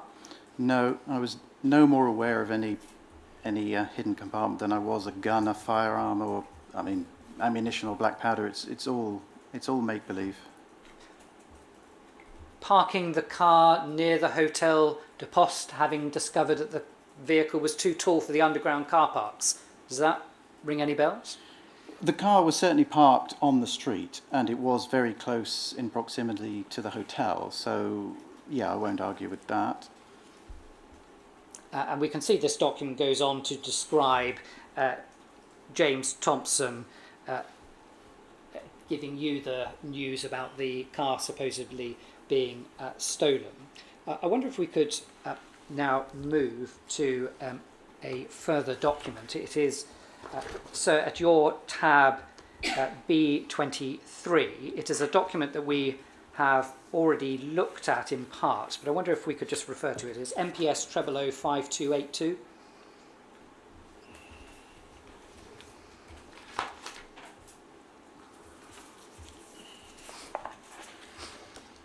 And it is page 2 of this document, where at paragraph 2, again we have the reference to a meeting in the cafe, but there's more detail because it says in the middle of the page, the vehicle was located at 1 a.m. The vehicle was recovered in such a manner as to simulate that it had been stolen. The following items were secreted in the vehicle: 1 Colt 45 automatic handgun, 18 rounds of ammunition, 2 small bags of black powder. And then it says see attached photographs. And we have the photographs I'm going to ask to be put on screen. Firstly, the photograph of the gun. So at your tab B18, but it is MPS 004963.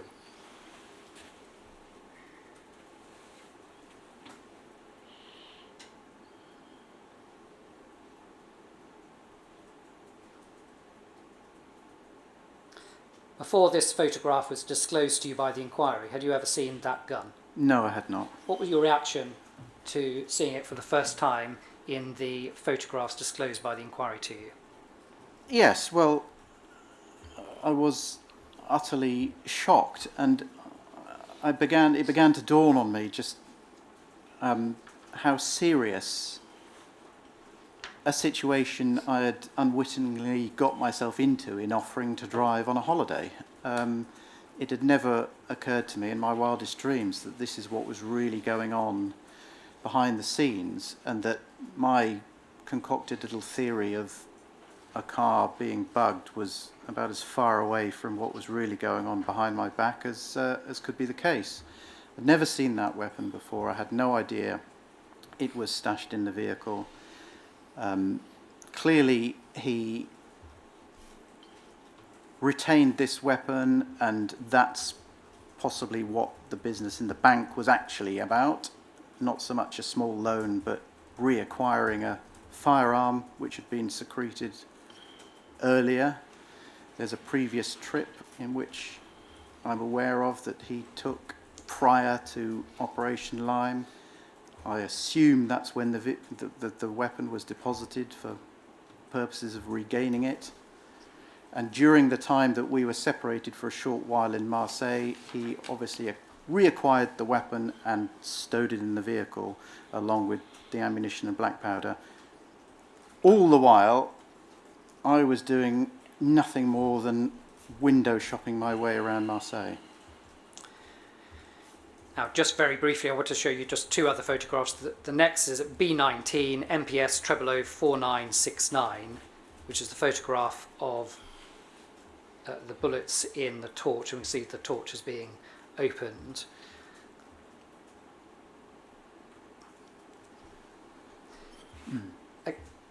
Again, that torch, the bullets, any recollection of that?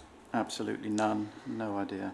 And finally, the photograph of black powder, which is tab B17, MPS 004959.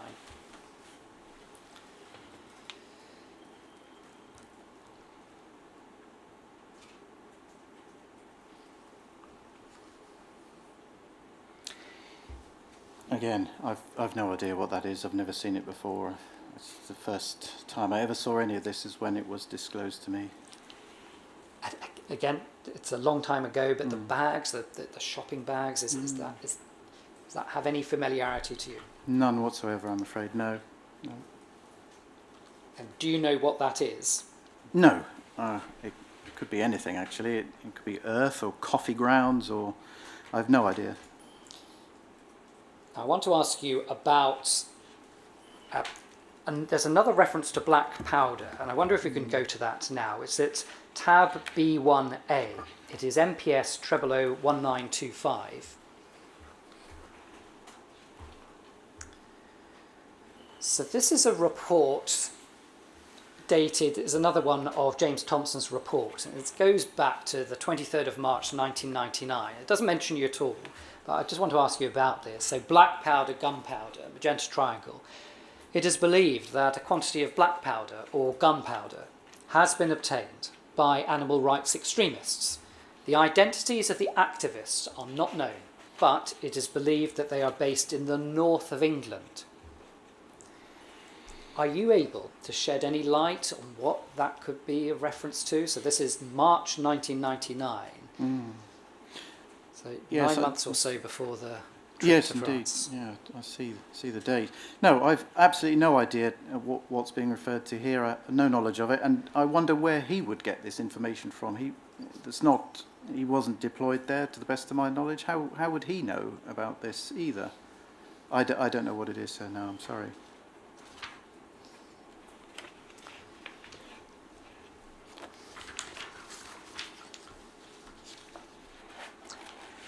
I would like to ask you about another document, which is at tab B26. It is MPS 0748499, please.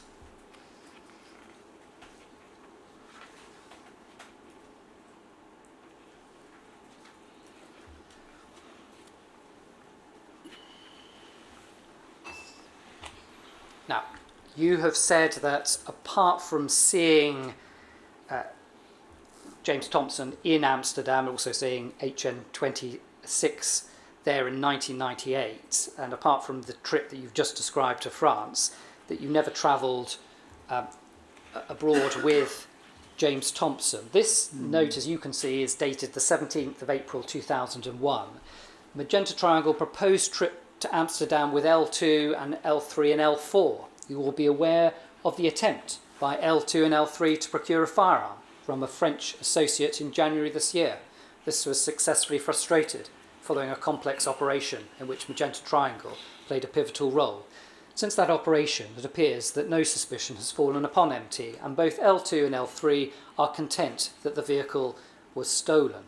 And then this, the trial of L4's assailant is scheduled to begin on the 13th of November 2001. Now, just pausing there, were you aware that L4's assailant, the person that ran him over, was taking place? Is that something that you kept tabs on or followed? Yes, we would have been aware of that, yes. Okay. And then over the weekend, 20th to the 21st of April, L4 will be in Amsterdam for a short holiday. L2 and L3, who have also invited MT, will join him. Do you recall this at all? Not at all. To my knowledge, this trip not only didn't happen, I don't even remember it ever being discussed at all, and I question whether L4 would have been able to make that trip. I don't know. What is this, April now, and his injuries were September previous year. I mean, it's possible, but I don't know. I don't think so. I don't remember this ever being discussed.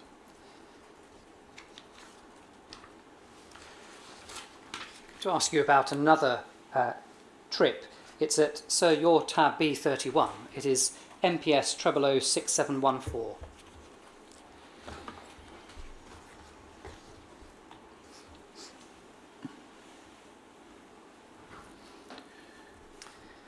So this document, September 2001, it's authority for James Thompson to travel to Jakarta. And in the middle of this document, you can see the second paragraph. It refers to the dropping of charges by the CPS following the imprisonment for unrelated offences of the main prosecution witnesses, incensed activists, and caused two of their number to express a desire to kill L4's assailant. Now, in relation to the trial against L4's assailant, as it's described here, what was the reaction when it didn't result in a conviction? Yes, well, as you can imagine, we weren't exactly very pleased about the result. But to be honest, I think everybody just simply felt depressed and deflated and cynically felt that the justice system was not there for us and that it protected the powerful and the wealthy, and that all of our negative thoughts would have been expressed therefore. But under no circumstances was there suddenly a desire to kill anybody. That's not true.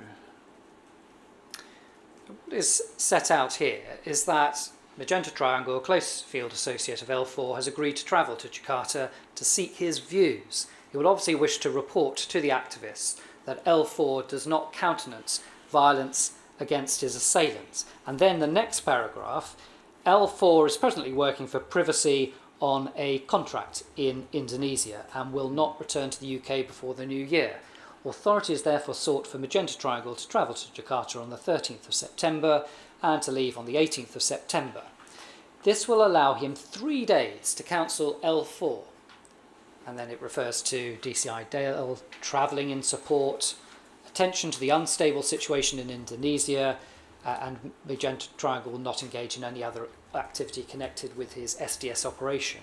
So what's set out here is that James Thompson is going to Jakarta for a few days to try and persuade L4 not to suggest that there should be violent repercussions resulting from the fact that L4's assailant was not convicted.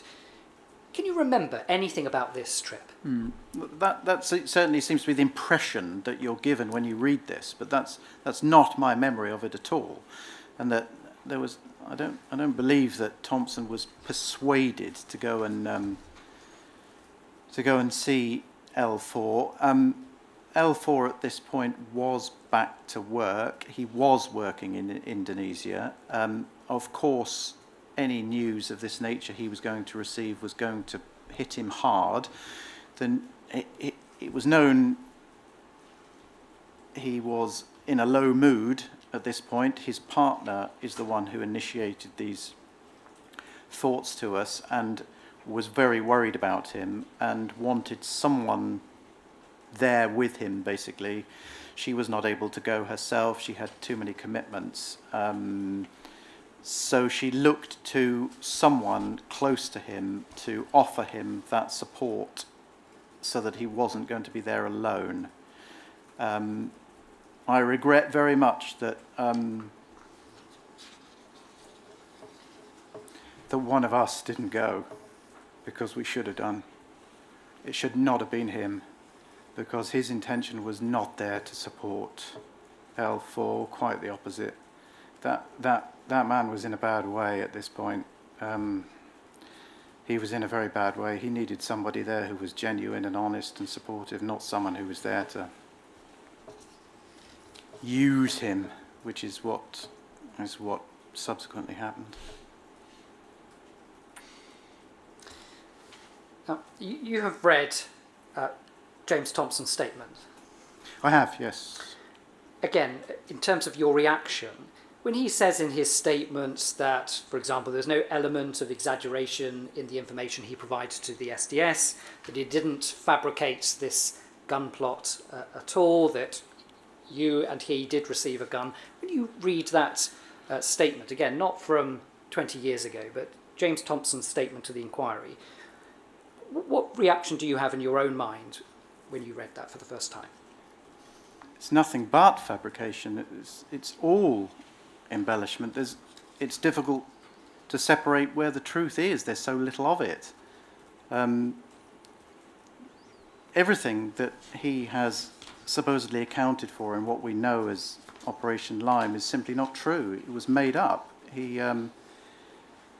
I think there's a variety of reasons why he did this, and we mustn't forget that in doing so he was equally deceiving his own people as well as us. In fact, everybody but himself was being deceived by this fake operation. It was suggested that his deployment was due to come to an end, and it's my thought that in an attempt to prolong that deployment, which he would have wanted because of his association with Ellie and because it seems to have been very financially lucrative to him to be in this deployment, that he wanted it to continue as long as possible. I mean, he was having a great time. He was travelling the world. He was being paid overtime to essentially have a good time with his friends and be with his girlfriend. Why wouldn't you want that to continue? So he came up with a scheme in order to maintain that deployment and a great lifestyle. And I support what I'm saying here by the fact that if you look at the so-called intelligence reports that he was filing, apart from the fact there are huge gaps where he filed nothing at all, if you separate out from his intelligence reports all of the gossip and the tittle-tattle and the news of the world style reportage, what you're left with is so thin, so unimportant, that unless he embellished, I think he'd have been filing blank pieces of paper. That there just simply wasn't any intelligence. And the reason for that is because we really weren't doing anything of interest to an organisation like the SDS. There's no reason why they should have shown such interest in us whatsoever. We just simply didn't merit it. Any information that they wanted about us would have been obtainable through other opportunities which would have been 10 times cheaper than employing him. In relation to his intelligence reporting that you've just referred to, I wonder if I may just bring your attention to two reports, which I know that you've seen before. So the first is at your tab B25. It's MPS 005473. This relates to locating where L4's assailant, as it was previously described as, who's been given this cipher L5. So this report, March 2001, this refers to Privacy, a long-time, if regular member of the Croydon Hunt Sabs, is claiming to have discovered the home address of the man accused of running down fellow saboteur L4 in August of last year. Privacy believes the assailant L5 resides in the Crawley area of West Sussex, and the report goes on. Now, you've already referred in a different context to home visits, but this report seems to suggest that one person thought that they had identified where he lived, or certainly that was, even in 2001, something that was going on, i.e. trying to find out where L5 lived. Could you just help us with what you recall of any attempts to identify where L5 lived? There was no attempt to try and find it, but we knew almost immediately from information gained after his arrest, the day after the assault on L4, that this guy was described as being a man of straw, that he lived a very obscure lifestyle, and his whereabouts were unknown to even those who knew him. And no, it isn't the case. We put no time and effort into trying to find the man we're calling L5. We didn't attempt to locate him. And remember, at this point, there's still some hope in that he's been arrested and the case has been forwarded to the CPS. So we're hopeful at this stage that he is going to face trial for attempting to murder L4. So we would not have wanted to interfere with that process. Now, I know that you're aware, I'm not going to put it up on screen, but just for our reference, it's MPS 005752, which is the report that essentially corrects the position here, which says word to the effect that no, in fact, L5's home has not been identified. But I would like to ask you about a report. So it's at your B38. It is MPS 008258, please.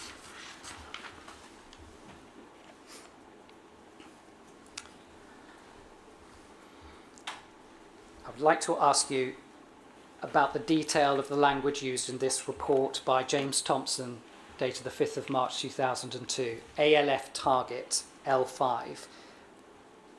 What is the ALF? Well, the The letters stand for Animal Liberation Front.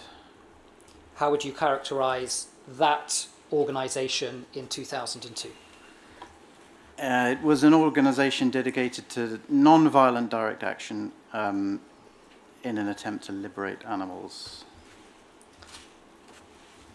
If we go through the report, L5, the hunt supporter deemed responsible for driving over and seriously injuring hunt saboteur L4 in September 2000, has been successfully housed by ALF activists to address on the outskirts of Crawley, Sussex, and then source comment. Since being identified as the person responsible for L4's injuries, L5 has become a high-profile hate figure for animal rights activists. This information may now provide a focus and opportunity for extremist elements within the Animal Liberation Front to cause serious injury to L5. There may be a real danger of L5 being seriously harmed. It is unlikely that further information about this matter will be obtained. You're not mentioned in this report, but there is a reference to extremist elements within the Animal Liberation Front and causing serious injury to L5. Could I ask for your reaction to reading that and the language used? Yes, I don't recognise this at all. Again, it's just trying to inflame a situation that does not depict the real situation. I recognise the date is now, we're on a bit, aren't we here? It's March 2002. So I'm trying to recollect where we were at that point in the timeline of at the legal process by which L4 was going through. And therefore, it's my belief that there was still some hope that there was going to be resolution through the courts against L5, and that, I just refute entirely that there was any plan to cause this individual serious harm. I won't deny that. I mean, he was a disliked individual, to put it mildly. Of course he was. He'd attempted to kill one of our friends, but we were not planning to harm him. We were planning to see it through and hope that justice would prevail. I would like to turn to the way in which you and also your brother have been characterised by James Thompson in the documentation. And I wonder if, so it's at your tab B1, I wonder if you can just pull up on screen, it's MPS 0526880.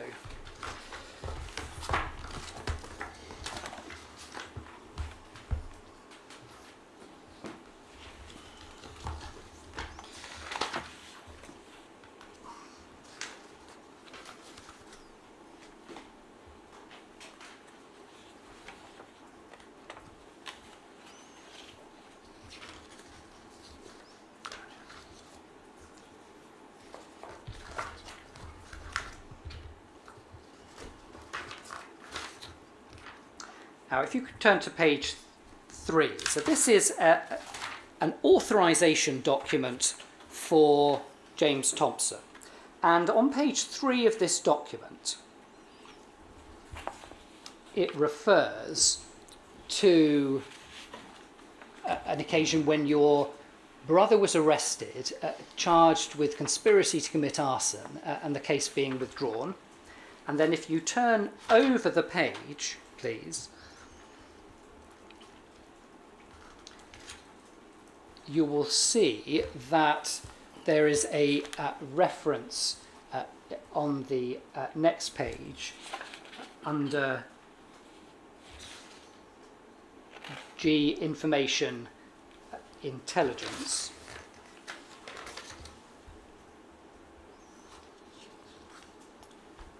To L2, the close-knit nature of the animal rights movement has meant that there has been widespread outrage about the incident amongst activists across the country. Those most angered by the incident, however, is personal friend and associates, amongst them fellow activist L2. And then L2 has been extremely active within the animal rights movement for many years. His activity have ranged across the country, although recently he has concentrated his efforts on the ultimately successful campaign to close down Shamrock Farm in Sussex, an establishment specialising in the breeding of primates for vivisection, tactics used in this campaign, in which L2 was a central figure, took the form of intimidation tactics ranging from verbal and written threats to arson attacks. And so what is set out here is that your brother is in a close knit animal rights movement, and they have involved themselves in intimidation tactics and threats to commit arson. Now, this is set out as a justification for James Thompson's deployment. I would like your reaction to the accuracy of what is set out here. Yes, well, you've taken the words from me. This is a deliberate picture being painted to make us appear far more extreme than we actually are, because if a genuine report about what we were doing went in, there would have been no justification for the deployment. So it was in his interests to make us appear like some crazed group of individuals hell-bent on what he's discussed here. But nothing ever comes with detail. It's just in the scantest. We're just expected to take his word for it. No, this is not true. The campaign at Shamrock Farm, for example, was an intensive campaign using legal tactics. I've mentioned home visits before, and we've talked about the fact that they were controversial, but that did not make them illegal. These were the tactics that were used to close this premises down. And the rest of it, again, it's to justify a prolonged engagement in which there was really no justification. May I turn to a report? So it's at your B2. It's specifically in relation to you and what James Thompson reports about you. And again, I just want to put this up on screen for your comment. So we've just looked at an authorization document which is sort of setting out the justification, or the justification that's put forward for the deployment. But one of the reports that James Thompson provides is MPS 002866.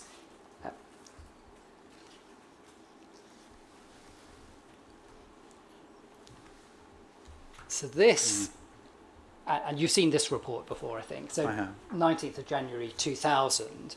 And so he refers to you in Finland, and there's a reference to destroying some hunting towers, and you described what a hunting tower is earlier in your evidence, and receiving a fine.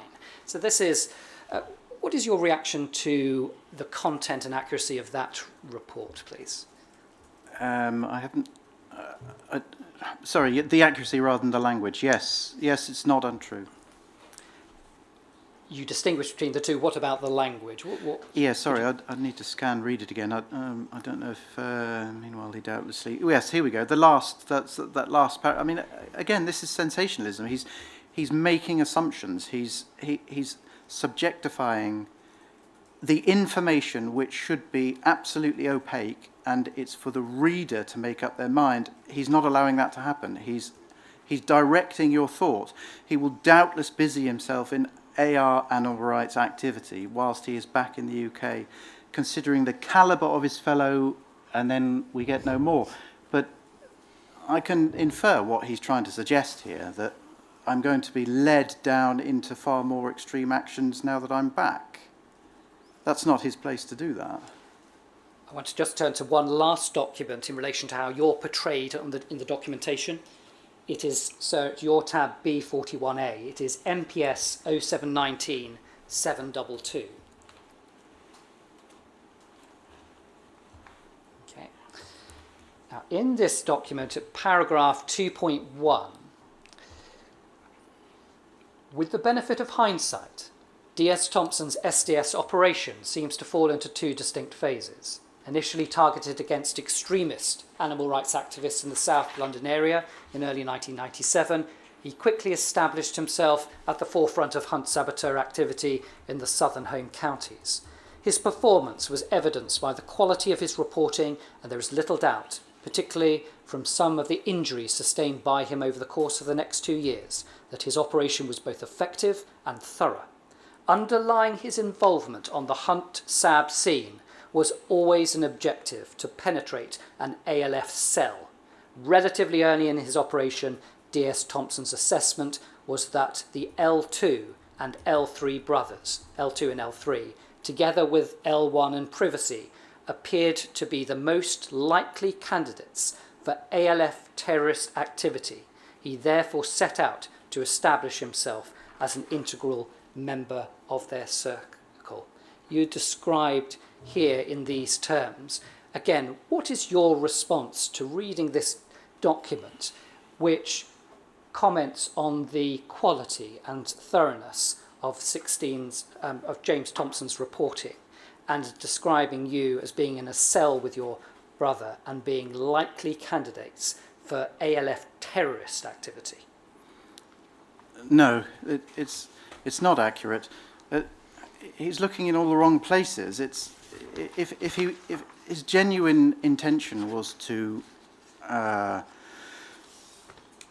penetrate an ALF cell, then he looked in the wrong place. Our actions were overtly open and public and available for anyone to see. We were part of a HuntSab group. We were part of a campaigning group, which ostensibly is wide open. It's not secretive. It's public. It's quite the reverse. That by the very definition, it's people who had taken their level of protest to that level of extremes did not appear in the public way that we did. They would have kept themselves out of the public gaze. They would not have been with us. They would have been hidden away. He was never going to find what he was after there. What he found in L1, 2 and 3 is 3 people that were committed to hunt sabotage and people who were committed to closing down a primate breeder. That was not ALF activity. It was legal activity. And sorry to jump. This just goes back again to me wanting to highlight the fact that in order to maintain this deployment, he was almost effectively forced to embellish his reporting, because if he had simply reported what we were actually doing, it would have brought into question his deployment and risked it coming to an end quite quickly, because virtually everything we were doing was available for scrutiny by local policing units, not some central spy cop unit. It would not have been necessary. I mean, you've heard evidence in the past, I think, given by colleagues that we knew that they were intercepting our phone calls. We knew this to be the case. Given the distance between myself and other members of our SAB group, all of our communications would have been telephonic. They could have discovered 90% of what we were up to just by listening to us. That they didn't need this. So, in order for him to be in place, he would have to have embellished those reports in order to sustain his activity. And if further proof was needed of the fact that I'm making, then I would. It's not for my place to draw your attention to a document, but in his statement at points, if you don't mind, I'm referring to my own notes, in his statement at points 218 and 234, it even mentions that his own boss described his last 2.5 years as a sham, and that his intelligence was not worthy, that he was not supplying them with details at all. It's interesting to me. I've had time to think about this. I've had time to think about this a lot more than others, perhaps. But it's interesting that what they describe as being the height of SDS operations in the late 90s, early 2000s was also, coincidentally, the height of the very extremism in animal rights he was seeking to look at. that doesn't compute, does it? If they were doing such a great job, why did the level of extreme activity in the animal rights movement increase at the same time as their own deployments did? They weren't being very effective. That is because they were looking in the wrong place. They were looking for the easy targets, the people they could get to, the people they could inveigle themselves with, like SAB groups, because we are open by the very nature of what we do.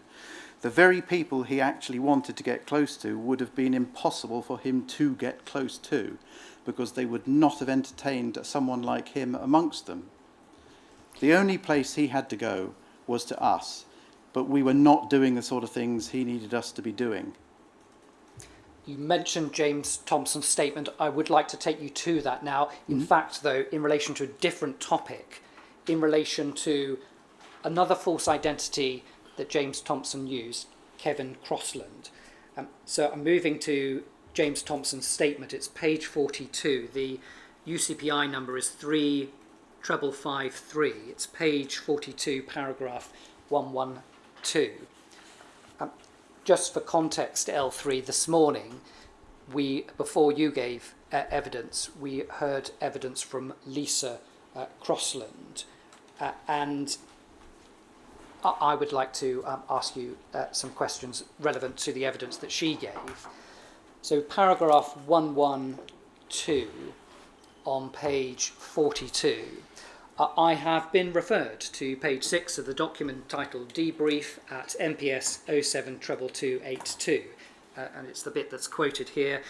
Initially establishing an alternate identity on the voters' register and billing accounts was done to provide an easy out for 1, 2 or 3, these are the ciphers that have been used, when detained by police for offences such as aggravated trespass committed whilst sabbing, or during other low-key AR activity, where bail was likely to be given if simple checks proved satisfactory. A similar scheme was to be used by JS, James Straven, and 1 or 2 other members of the group at another address. Like so many matters that seemed of no moment at the time, any discussion with the office was informal. I was therefore content that although the name had been given to Surrey or Sussex police, on 2 occasions no record was held at SDS when I subsequently decided to further establish this alternate identity with a view to travelling under the name post-operation, being a party to such dodges to avoid police action with close members of the ungodly, whilst not technically necessary, were and are, to my mind, essential in providing the depth of character essential for JS to be accepted through the core of this target group's criminality. And then, so just to put this in context, the 1, 2 or 3 that was used, this is over initials, and you can see at paragraph 112.2, James Thompson in his statement said, I believe that 2 is a reference to L3. So he's saying initially establishing an alternate identity on the voters' register and billing accounts was done to provide an easy out for, well, you, suggesting that this is an idea that you and others came up with, to have an alternative identity so that if you are arrested, you give this identity. It actually has basis in other documentation, increasing the chances of you being granted bail. What's your reaction to that, please? Yes, this is just another outrageous attempt to deflect the fact that he took the identity of a dead child for his own benefit. We did not attempt to initiate or establish alternate identities on the voters' register or billing accounts or any such thing. We never attempted that, and had he spoken to me about such things, I think it would have piqued our interest and we'd have asked him a great deal more questions. I've no idea how you'd go about doing that. We didn't do it. And in terms of it being an easy out when detained by police, we'd basically accepted at this point that if we were detained by an actual arrest when out protesting the hunts, that you basically had to use your real details, because if you didn't, you were unlikely to be bailed, and if by some pure fluke you were bailed, it would still be counterproductive, because at that point you could never really be seen again. Because what I'm trying to say is that our actions were as I've mentioned, very open and broad and not clandestine in nature. And therefore, if we had used some sort of false identity with the police, how could we then go about continuing what we wanted to do as our stated objectives? We simply wouldn't have been able to do it. You'd have been effectively on the run. No one used that that level of intrigue to develop a false identity. The only occasion in which I can remember using an alias, not a false identity, is when dealing with the media, and that was purely to protect myself. I wonder if you can clarify just a point that is referred to at paragraph 113 in James Thompson's statement, again, following the evidence we heard this morning. So at paragraph 113, James Thompson says, I've been referred to the document at page 11 of MPS 072289, which is signed by DCS Black, page 12, dated 19th of September 02, in which he states that, quote, the Crossland identity is known to both L2 or L3 and to a former non-SDSSB officer, further risking his compromise. I do not remember ever discussing this with DCS Black and do not know why he believed L2 or L3 and a former non-SDSSB officer were aware of the Crossland identity. I have no recollection of telling anybody of the Crossland identity. I cannot assist as to which of L2 or L3 was being referred to in this note. Just to be clear, as far as you're concerned, did James Thompson ever use the name Kevin Crossland in your presence at any time? Not that I can recall at all, no.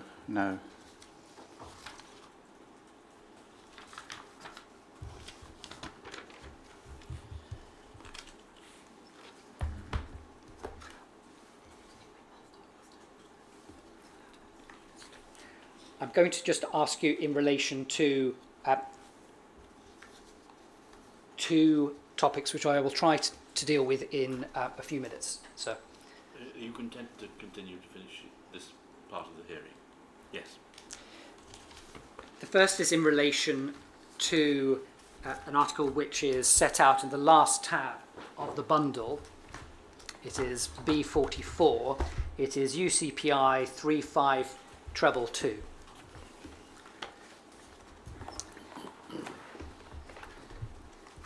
This is an online article by the Undercover Research Group, which we've printed out for this bundle. In fact, I'd like you, please, just to turn to page 22 in this, because on page 22, it's the part that sets out the footnotes. And if we look at footnote number 7, there is reference to an interview with John, pseudonym, on the 18th of November 2018.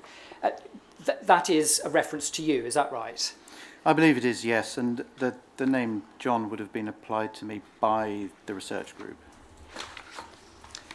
And how did it come about that you gave an interview with the Undercover Research Group in November of 2018?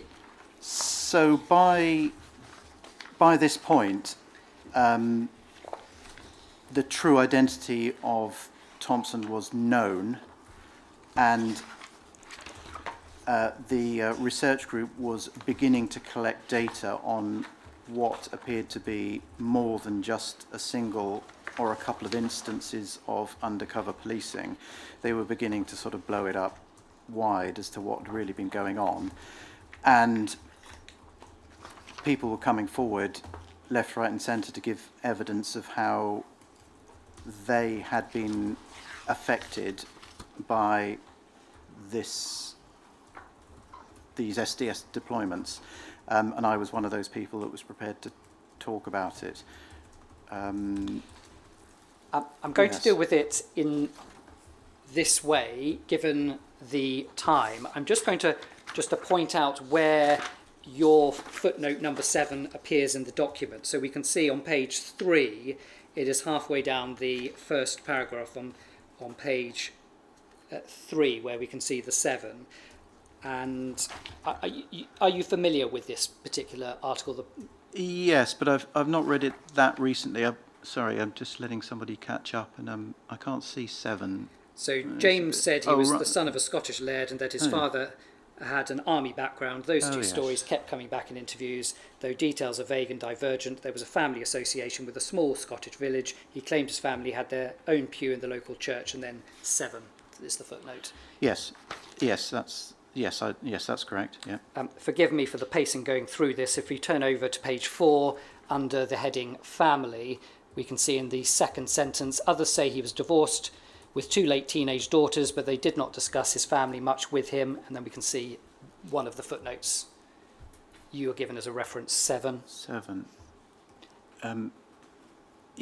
Others say he was divorced with 2 late teenagers and did not discuss. Yes. Yep. Under personality on that same page, second paragraph under personality, last sentence, some people remember him being a vegetarian, while Sarah is sure he was vegan. Is that something you recall and provided to the undercover research group for them to compile this document? I'm sure it was, yes. Yeah. Bottom of page 5, please. Last sentence, the Land Rover had a sticker on the windscreen saying film unit. John has a clear memory of James parking the car at a demo and not worrying about the parking place, citing the sticker to keep him out of trouble. Correct, yes. Straven would not drive the group's van to go out sabbing. He would be a passenger in the back of the rest of the group. His own car was used to drive people to demonstrations. I apologise. Straven would not drive the group's van to go out sabbing. He would be a passenger in the back with the rest of the group. His own car was used to drive people to demonstrations, and he would lend it to people. Yes, that's correct. There's a quote then attributed to you that James lent me his car for a week one time whilst he was abroad for work, I think. And again, is that... yes, that's accurate. right. Yeah. I'm going to not refer to every single quote from you, but I would like to ask you briefly about page 16, please. On page 16, there is a heading France. And again, in relation to this section, your footnote number 7 appears. Are you the source of this information? Yes, that's correct.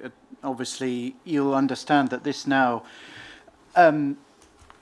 deviates away from what I now know, because at this point, this is an interview given based upon my assumptions of the time and not based upon information in disclosure. So there will be inaccuracies in this, but yes, it's my words. Yeah. Once we have this page, if we just look above, there's a reference to India. It says Straven went to India in late 1999 with some people from the Croydon Hunt SAB group to visit friends who had set up a cat and dog rescue centre there.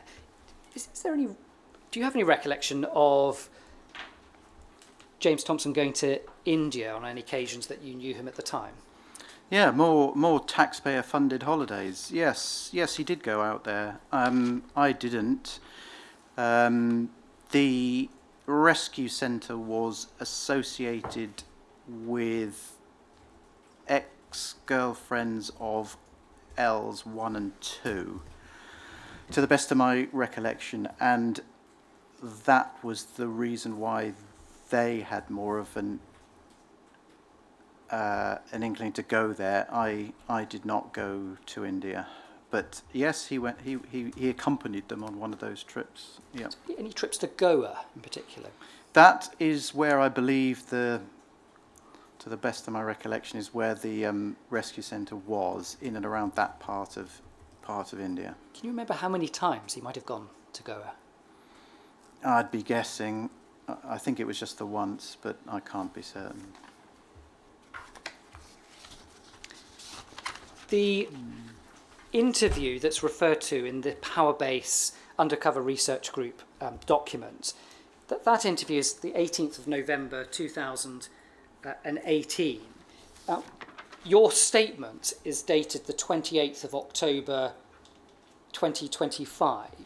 Can you explain how it came about that you provided a statement to the inquiry essentially last week. How did that come about, please? Could you help us?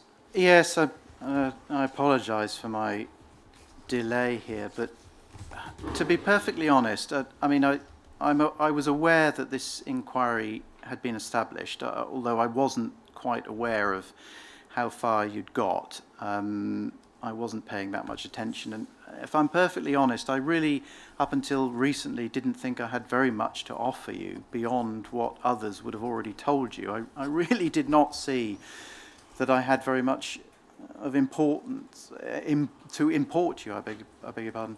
It was only as I began to hear testimony by people I actually once knew that it piqued my interest, and I began to think, oh, hang on, what? That's not quite right.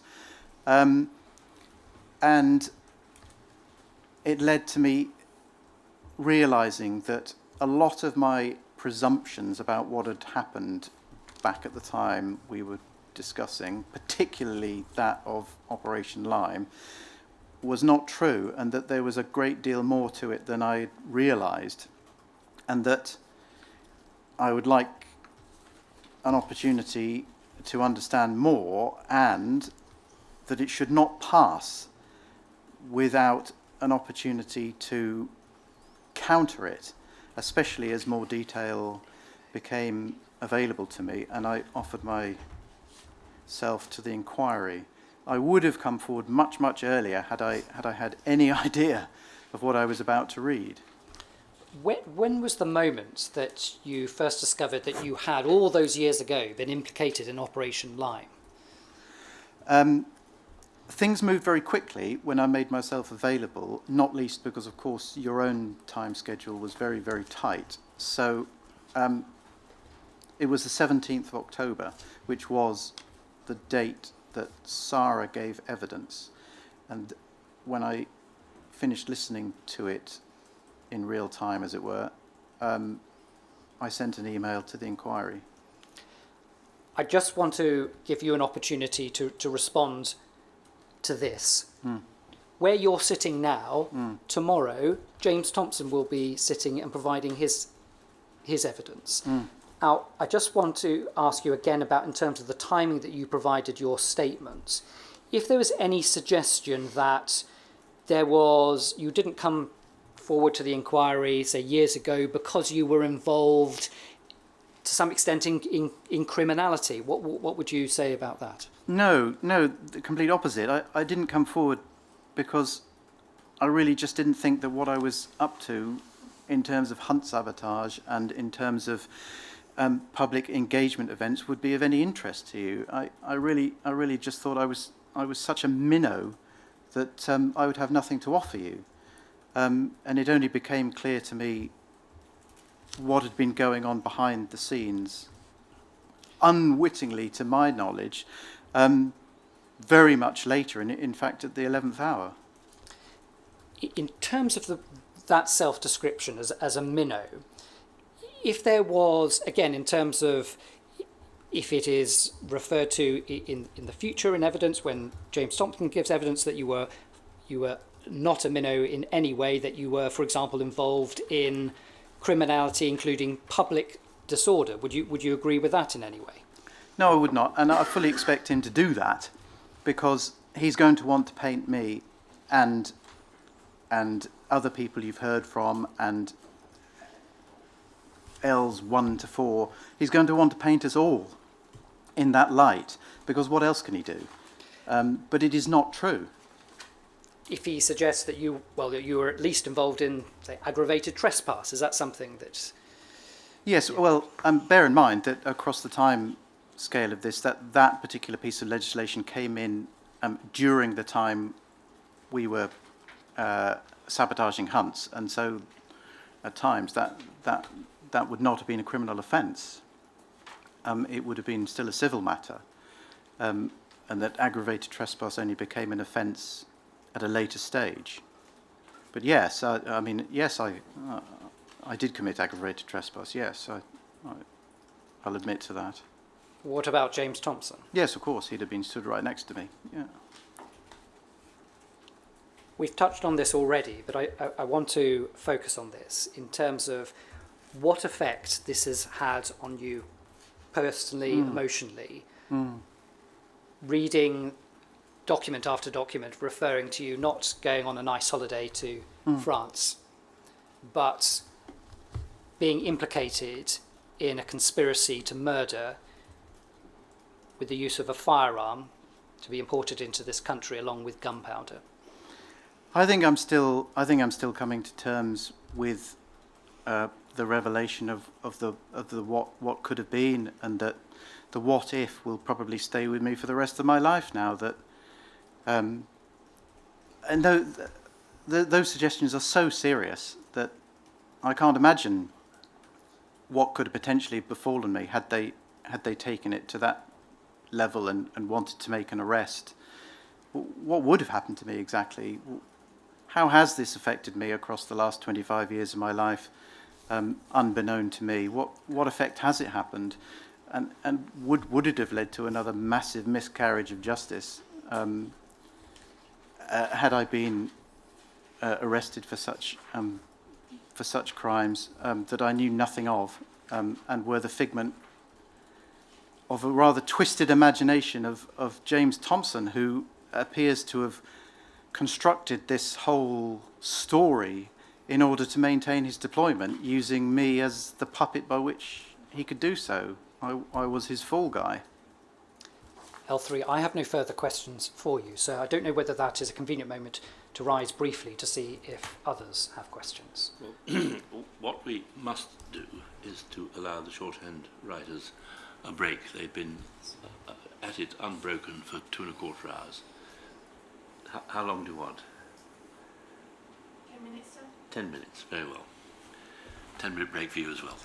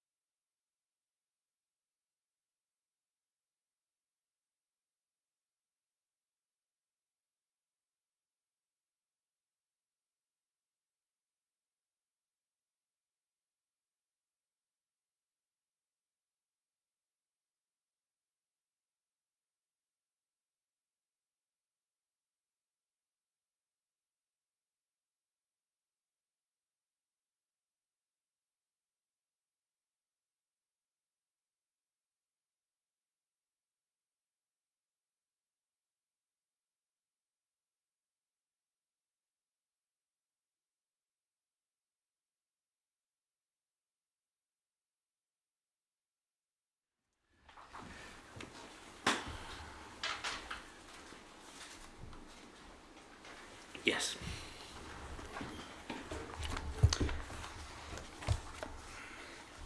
L3, I do have some further questions, and may I begin by asking you about what you referred to at the beginning of your evidence about, in the mid-1990s, gaining media experience.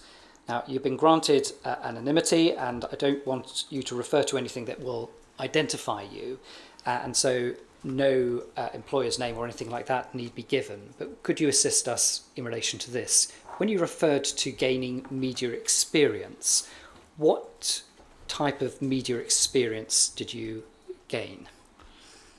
It was principally radio interviews for an environmental and a welfare organisation abroad. It was a wide variety of subject matters, but they were syndicated radio stations, and therefore multiple interviews would be given on perhaps the same subject across a larger country than our own. Yes, that's essentially what it was. Did you receive any training, any media training for this role? Yes, a rudimentary training.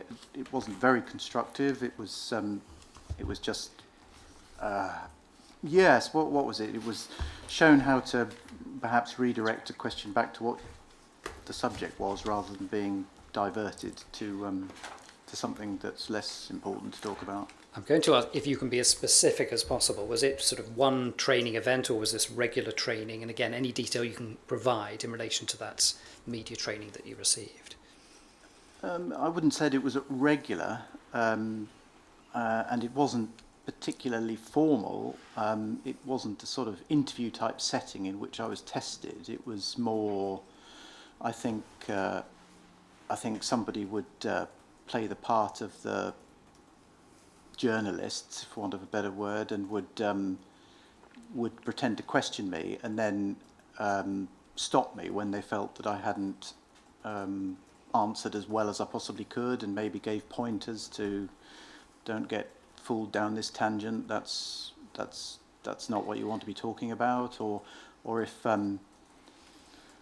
the interviewer, because of the nature of some of the radio stations, they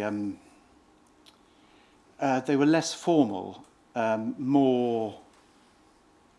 more sort of news of the world than The Guardian, so it was entirely possible that they would start ranting and raving and so on, and how to go about coping with that and not falling into a trap and getting distracted or becoming angry yourself. Over what period of time, over sort of number of years, were you in this role, receiving, as you say, intermittently this training, informal though it may have been at times? I would have been in the role for about 2 years, but I wouldn't have received training during that time. It was only initially. Across the initial weeks, just the first few weeks, possibly. As I say, it wasn't an intensive course in any way. Are you able to assist with whether or the extent to which the person providing the training had any expertise in order to do so, or some time ago, but can you help us with the level of that training, whether it was informal or done by a professional? No, not professionally. It was somebody from within the organisation who just had more experience. I don't think they were particularly qualified in it as such. No. I'd like to move to a separate topic, and this is in relation to what you said in evidence about James Thompson failing to attend the protest on the 2nd of September. And you indicated that damaged his deployment from an undercover sense, because certainly in your mind it really stood out, and he should have been there. Yeah. In relation to the description that you gave that damaged his deployment, to what extent is that an appropriate word to use in the context of course, not long after that, you travelled to France with James Thompson on any view for an extended period of time, just the two of you, essentially, as you thought at the time, as friends. Initially, when I first returned, we talked about how L's 1, 2 and 4 knew Thompson before I did, because I returned to the UK a year into his deployment, and I was told at that point by one or other or more that they were suspicious of Thompson, and the whole James Blonde bit again, and just be careful perhaps what you say, because we're not sure of him. It is true to say that over time those concerns lessened, and we were less concerned, but the background to all this, of course, is the fact that, possibly through our own naivety, that we just really didn't feel we had very much to hide. And if he was some undercover whatever at that point, he might have been an undercover journalist, or he might have been the police, or he might have been private detective of some sort. All of these things had tried to influence us before. We were susceptible to it all. And at the end, we just thought, well, look, we can't prove any of this. It's just suspicion. We're never going to prove it. Either we accept him or we don't. And besides, like, what's the big deal? What is he going to find that worries us? I mean, we really didn't feel we were that important. Did you have anything to hide? No, but above and beyond what, I mean, I don't mean to belittle it, but I mean, I've admitted to doing certain things, but I think they're relatively trivial in the grand scheme of things, and I would have had that to hide. Forgive me for jumping around in relation to topics, but I'd now like to move to what you have set out in your witness statements. We've covered this to some extent on the 2nd of September about the meet that took place on the 2nd of September. It's paragraph, if we can begin with paragraph 3.3 on page 7 of L3's statement, please. Sorry, give that page Sorry, 7. Yes, it's page 7. 3.3. Yep. I'm going to go through a number of paragraphs, and then I'm going to ask you some questions, if I may do it in that way. So 3.3, I was not present on the day when L4 was run over by a Hunt supporter from the old Surrey and Burstow Hunt. I do remember going to the hospital that evening to see him. L4's partner was in the hospital with him, and he was on a life support machine. At the time, it looked absolutely dreadful. I'd never seen anything like it. I was in total shock. At this point, it was touch and go as to whether L4 would live or not. 3.4, at the time, we thought that L4 was about to become the third fatality amongst the Hunt Sabs after you would give the names of 2 individuals that died. Jumping to paragraph 3.6 over the page, my overwhelming feelings in the initial stage were shock, numbness, horror, sympathy towards L4, and concern that he might die. He was far from out of the woods at the time. I went to the hospital several times to see him, and thankfully he did start to respond to treatment. Then jumping to paragraph 3.9, once the initial phase of being shocked and appalled wore off, there was enormous anger about what had happened. This was evidenced by the fact that L4 received messages of support from all over the country. The day after L4 was run over, on the 2nd of September 2000, there was a protest at the kennels, which culminated in a number of arrests in the following days and possibly weeks. It was a reaction at the time. There was a feeling amongst us of a need to show how angry we were about L4 being run over. Our protest at the kennels of the Hunt that was responsible for what happened to L4 was deemed the right thing to do as a show of support for him. And finally, 3.12, when we got to the kennels, Privacy, a leading figure in the Hunt, came out with another Hunt servant, and they had weapons. There was an incident. The main point is that was it. That was the response. The group who went to the kennels was made up of men and women of all ages. A leading figure of this fox hunt was known to some of the Sabs, and he had convictions for violence. At the incident, the protest, were police present? Yes, they were. The kennels protests. Yes. Yes, sorry. Yes, they were. Yes, not many. 2, as I remember, uniformed. What did those 2 police officers do that you recall? Largely nothing, as I recall. Were any arrests made on the day, the 2nd of September, at that protest? By the 2 officers? Yes. No. But I think that arrests may have been made on the day some short time later away from the kennels. I'm not absolutely certain of that. Was any property damaged during the protest? Yes, I think it probably was. Could you provide any more detail in terms of what property was damaged? So I explained to you how some of the members of the protest were attacked before I even reached the gate, which was the sort of perimeter of the kennels. And at that point, things destabilised very quickly, and naturally, people started fighting back. And yes, it did culminate in there being damage to property as a result, in the form of, I think, broken windows and possibly slates on the roof, that sort of thing. Did anyone during this protest, the 2nd of September, cover their faces? Yes, sorry, yes, I was just trying to picture it. Yes, they did, yeah. Who covered their faces? I did. In what manner did you cover your face? It would have been a scarf wrapped around, half to conceal up to my eyes. What was the purpose for covering your face? Well, essentially, it's because I did not want to be recognised by members of the hunt. I didn't live all that far away at the time, and there was a very real risk of bumping into them. It was in my interests to maintain my concealment from them.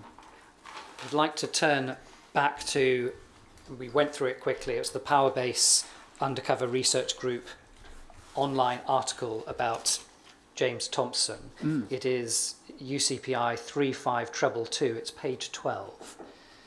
And this is the page that has the heading Hunt Sab Almost Killed. Yes. And just to go through the first 4 paragraphs under this heading. Hunt Sab almost killed. James was considered as a good friend of the member of the Croydon group who almost died after he was deliberately driven over by a Hunt supporter in a 4-wheel drive vehicle. He was very present at his bedside during his recovery. The attack happened on the 1st of September 2000 when a small delegation of the Croydon Hunt Sabs turned up at dawn meet of the Old Surrey Burstone West Kent hunt, attempting to prevent the killing of fox cubs. The event had a massive impact on hunt saboteurs and their supporters.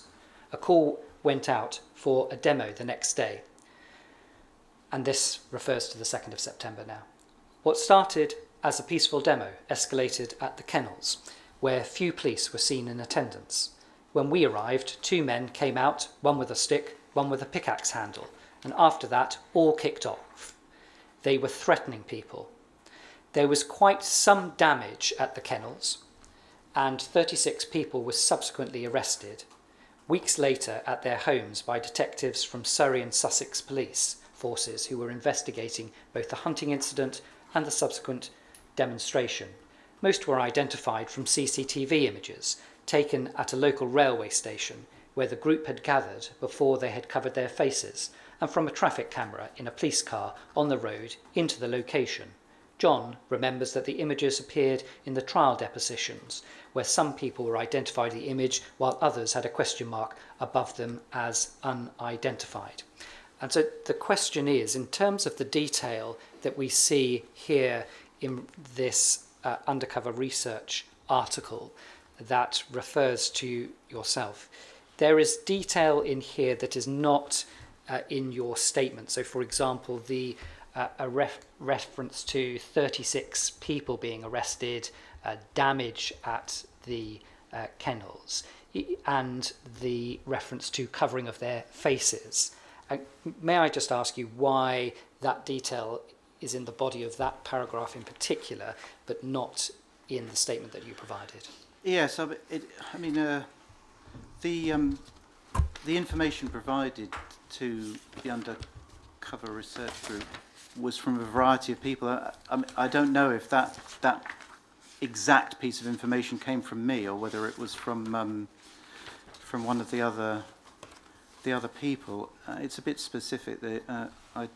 I don't recall the exact number, but it seems about right to me. There was a large number of arrests made subsequently. If I didn't include it in my own statement, it's not a deliberate attempt for me to have discluded it. It's I just didn't think to put that number into the statement. That's all.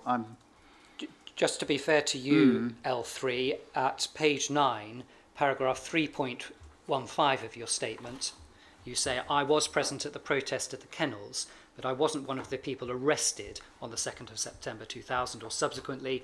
As people were arrested, bail conditions were imposed, which was a standard police trick at the time. This meant that a lot of people had bail conditions. Some were charged and some went to trial. Some people then had their cases dropped. You go on to state in the following paragraph, there were 2 trials at Guildford Crown Court. Some people were found guilty and some people were found not guilty. So you do refer to that in your statement. Yes. May I turn back in your statement to page 4, please? And it is paragraph 1.12 of page 4, where you say here, I have had communication with Wendy over the years, so I was aware of what was going on in this inquiry. Wendy told me that she'd been asked to give a proper statement, and I realised at that point how serious it was and that they really did want to know about James Thompson. What contact did you have with Wendy over the years? Can you just give us an idea of how often you would have contact with Wendy? Intermittent. It was on and off. Wendy lives in a very faraway place. It's probably been 10 years at least since we last met in person upon a visit of hers back to this country. It's not regular by any means. It was just on and off. We remained in touch. How did you communicate with her? By telephone or text message. May I ask what discussion you have had with Wendy about this inquiry, please? Yeah, very careful. Wendy was always extremely careful when talking to me because she was aware of how much more she knew than I did, and was also aware of the warnings that are given regarding the release of information, so she did not tell me anything specific. I know I had a conversation with her about my original thoughts of what I thought Operation Lyme had really been about. And I think she made it clear to me at that point that maybe I should speak to the inquiry. When was that roughly in terms of year, this? This is quite recently because, of course, I didn't contact the inquiry until very late, so within the last 4 weeks. In your statement, in the next paragraph, 1.13, you say, subsequently, she was able to tell me that James Thompson had provided a very long statement, but she didn't tell me what was in it. At this point, it did pique my interest. Mm-hmm. Did she tell you anything about the content of James Thompson's statement? No, she didn't. As I say, she was very careful. I think she realised the ramifications of being loose with information, and I didn't press her on that quite deliberately. I realised how important it was. I understand that it's for her eyes only, and no, she was very careful with what she said to me. Did she, just to be clear, is your evidence that she never told you about what we've been discussing today, the allegation that you were involved in sourcing a firearm in France? Correct. Could I ask you about paragraph 1.17 in your statement, where you say that on the 17th of October, when Sarah gave evidence, this was the first time I was aware of any accusations that I was involved in Operation Lime and the obtaining of a firearm. That same day, I received disclosure from the inquiry of some material that mentioned me, which I was able to review over that weekend. I later received some more documents, but I am aware that there is more material which I have not yet seen. So you're referring here to when Sarah gave evidence, and were you following that on YouTube, the YouTube feed? Yes, that's right. And so referring to this was the first time that you were aware of the firearms accusation. Correct, yeah. Now, I'm going to just read to you an email that you provided to the inquiry on the 15th of October. It's not a document that we have on screen, but I'm just going to read it and then ask you some questions about it. So it's dated the 15th of October this year. I believe, this is from you to the inquiry, I believe that you or your colleagues may have been interested in contacting me regarding the current hearings into the undercover police inquiry Tranche 3 that you are hearing now. I've listened to the opening remarks this week regarding the conduct of one of the undercover officers involved, James Thompson, alias James Straven, and I believe myself to be one of those referred to under the moniker L1, L2 or L3. Certainly, I recognise some of the narrative regarding his conduct into what was referred to in the statement as Operation Lime. I feel certain that it was myself being mentioned as the individual that was used by Thompson in his fictitious false flag operation to secure a firearm in France during the January of 2001. I realise that I'm very late to the proceedings. However, if I can offer any assistance in terms of background or additional details, then I'd be happy to assist you or your colleagues. Please feel free to contact me at this email address if you do feel I can offer you any assistance. And so that was the email that you provided to the inquiry on the 15th of October. So in the openings that you refer to were on the 13th of October. And I just want to ask you about what you've said in your statement, that it was on the 17th of October when Sarah gave her evidence, that was the first time that you were aware of the accusations involving Operation Lime. But the email indicates that it was in fact when you were listening to the opening, which was on the 13th of October. Could you just help us with that in terms of the timing when you remember first hearing about the accusation about you and the gun plot in France? I'm willing to admit it's my error in terms of the date. The only time I ever first heard of Operation Lime and the supposed purchase of a firearm was through this inquiry and through no one else. I was unaware of it before then. If I have made a mistake with the dates, then that's on me. I may well have got that wrong. It has all moved very quickly for me, I'm afraid. It's, I'll accept that I could have got that wrong.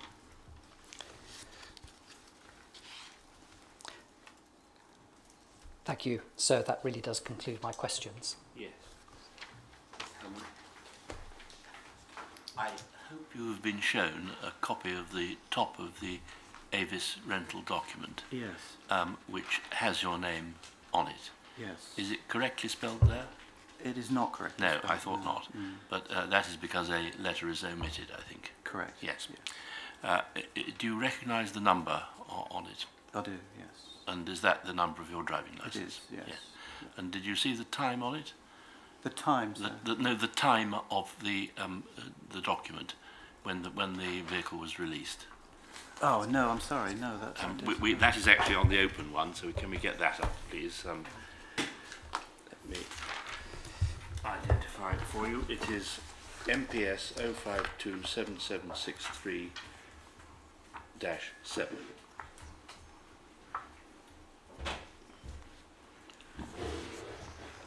If you look at the top, please, on the right-hand corner, do you see where in black it says amount due? Yes. Then immediately below that is the date on which it is to be returned, and then the date below that, the date time out, 10th of January, 11:39. Right. Let's think about this carefully. So the 10th would have been the date that we hired it. That's correct. That would have been the day. The vehicle would have been hired on the 10th. And for this vehicle to have been returned on the 15th at midday, I don't follow this at all, because that was the date that we returned back across the channel. We were still using the vehicle. The vehicle was used all the way back to where the journey had started, which is Sarah's house. So I don't see how it could have been returned at midday. I don't follow that at all. Don't trouble yourself about the return time. There is other evidence about that which is contemporaneous and appears to be reliable. Right. I'm concerned about the date and time out. 10th of January is clearly the date on which it was hired. Yep. That's the date on which you were told that the vehicle had been stolen. Mm-hmm. 11:39, you say you were a late sleeper, and what I'm trying to get at is whether you were there when the car was hired at the Marseille airport depot or not. Right. In terms of time, it's just possible that it is correct. It's late morning. It would have meant that the events earlier on the 10th had happened rather rapidly, but it is still possible that is correct. As I mentioned earlier, I don't have a recollection of me being there hiring this vehicle, and I cannot remember whether I simply gave my driver's license for Thompson to use to add me as a second driver, or whether I was actually present. I don't know why I cannot. There's no visual clue I have that would trigger a memory. I cannot remember being there, but the time is not so outrageous to be unbelieved. It is possible. It is. But you simply can't remember. I'm sorry. Yeah. Least you need to apologise for trying to remember something just under 25 years ago of no consequence at the time. Indeed. That, I think, concludes the evidence that... I'm so sorry, is there any re-examination? Just very briefly. But of course, forgive me, I was told that there were no more questions, and I had assumed that included re-examination, but it doesn't. Please carry on. L3, you said in your evidence that you are still coming to terms with the revelation of what could have been, and that it has all moved very quickly. Do you have any further reflections to share with the inquiry on the impact of learning about Operation Line? Just that the impact of it is now beginning to sort of sink in, and that the last 25 years of my life could have been extremely different. In fact, unimaginably so. Had a decision been made to make arrests on this fictitious event, I could have found myself serving a very long prison sentence. It doesn't seem too wild a suggestion that is a possibility that might have happened to me. That, as I've mentioned earlier, I think this is possibly the most incredible event that's ever happened to me without me being aware of it. Perhaps I'm a little bit grateful of that I haven't had to think about it for the last 25 years, but the fact that I could have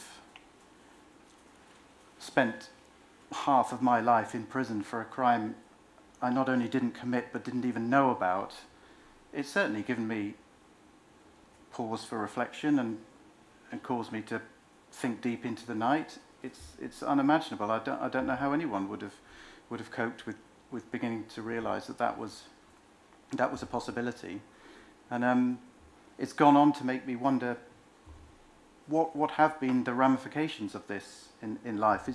Am I flagged on some report somewhere as being associated with murder plots and firearms and plans to kill people, and what has that meant to my life behind the scenes? I wondered if it had ever affected me in ways I don't even realise. Have I been stopped from applying for jobs because of it without realising what's behind it? Has my life taken different directions that it might have done? Have I missed opportunities because of what's supposedly written about me somewhere that I have no control over? It's yes, it's something that's now beginning to really dawn on me, and I imagine it'll stay with me for quite some time. Thank you. I have no further questions. Thank you very much for agreeing to provide a witness statement and coming to supplement it with oral evidence. As you will appreciate, I have a good deal more evidence to hear about Yes. the important issues about which you've spoken, and I can do no more than thank you for providing me with your account of what happened, and I apologise for the length of time it will take before there is a report coming out which tells you what my findings are. That's fine. But, Thank you. Thank you You're very much welcome. indeed. You're very welcome. Thank you. That concludes today's proceedings. We resume tomorrow at 10 with the evidence of HN16.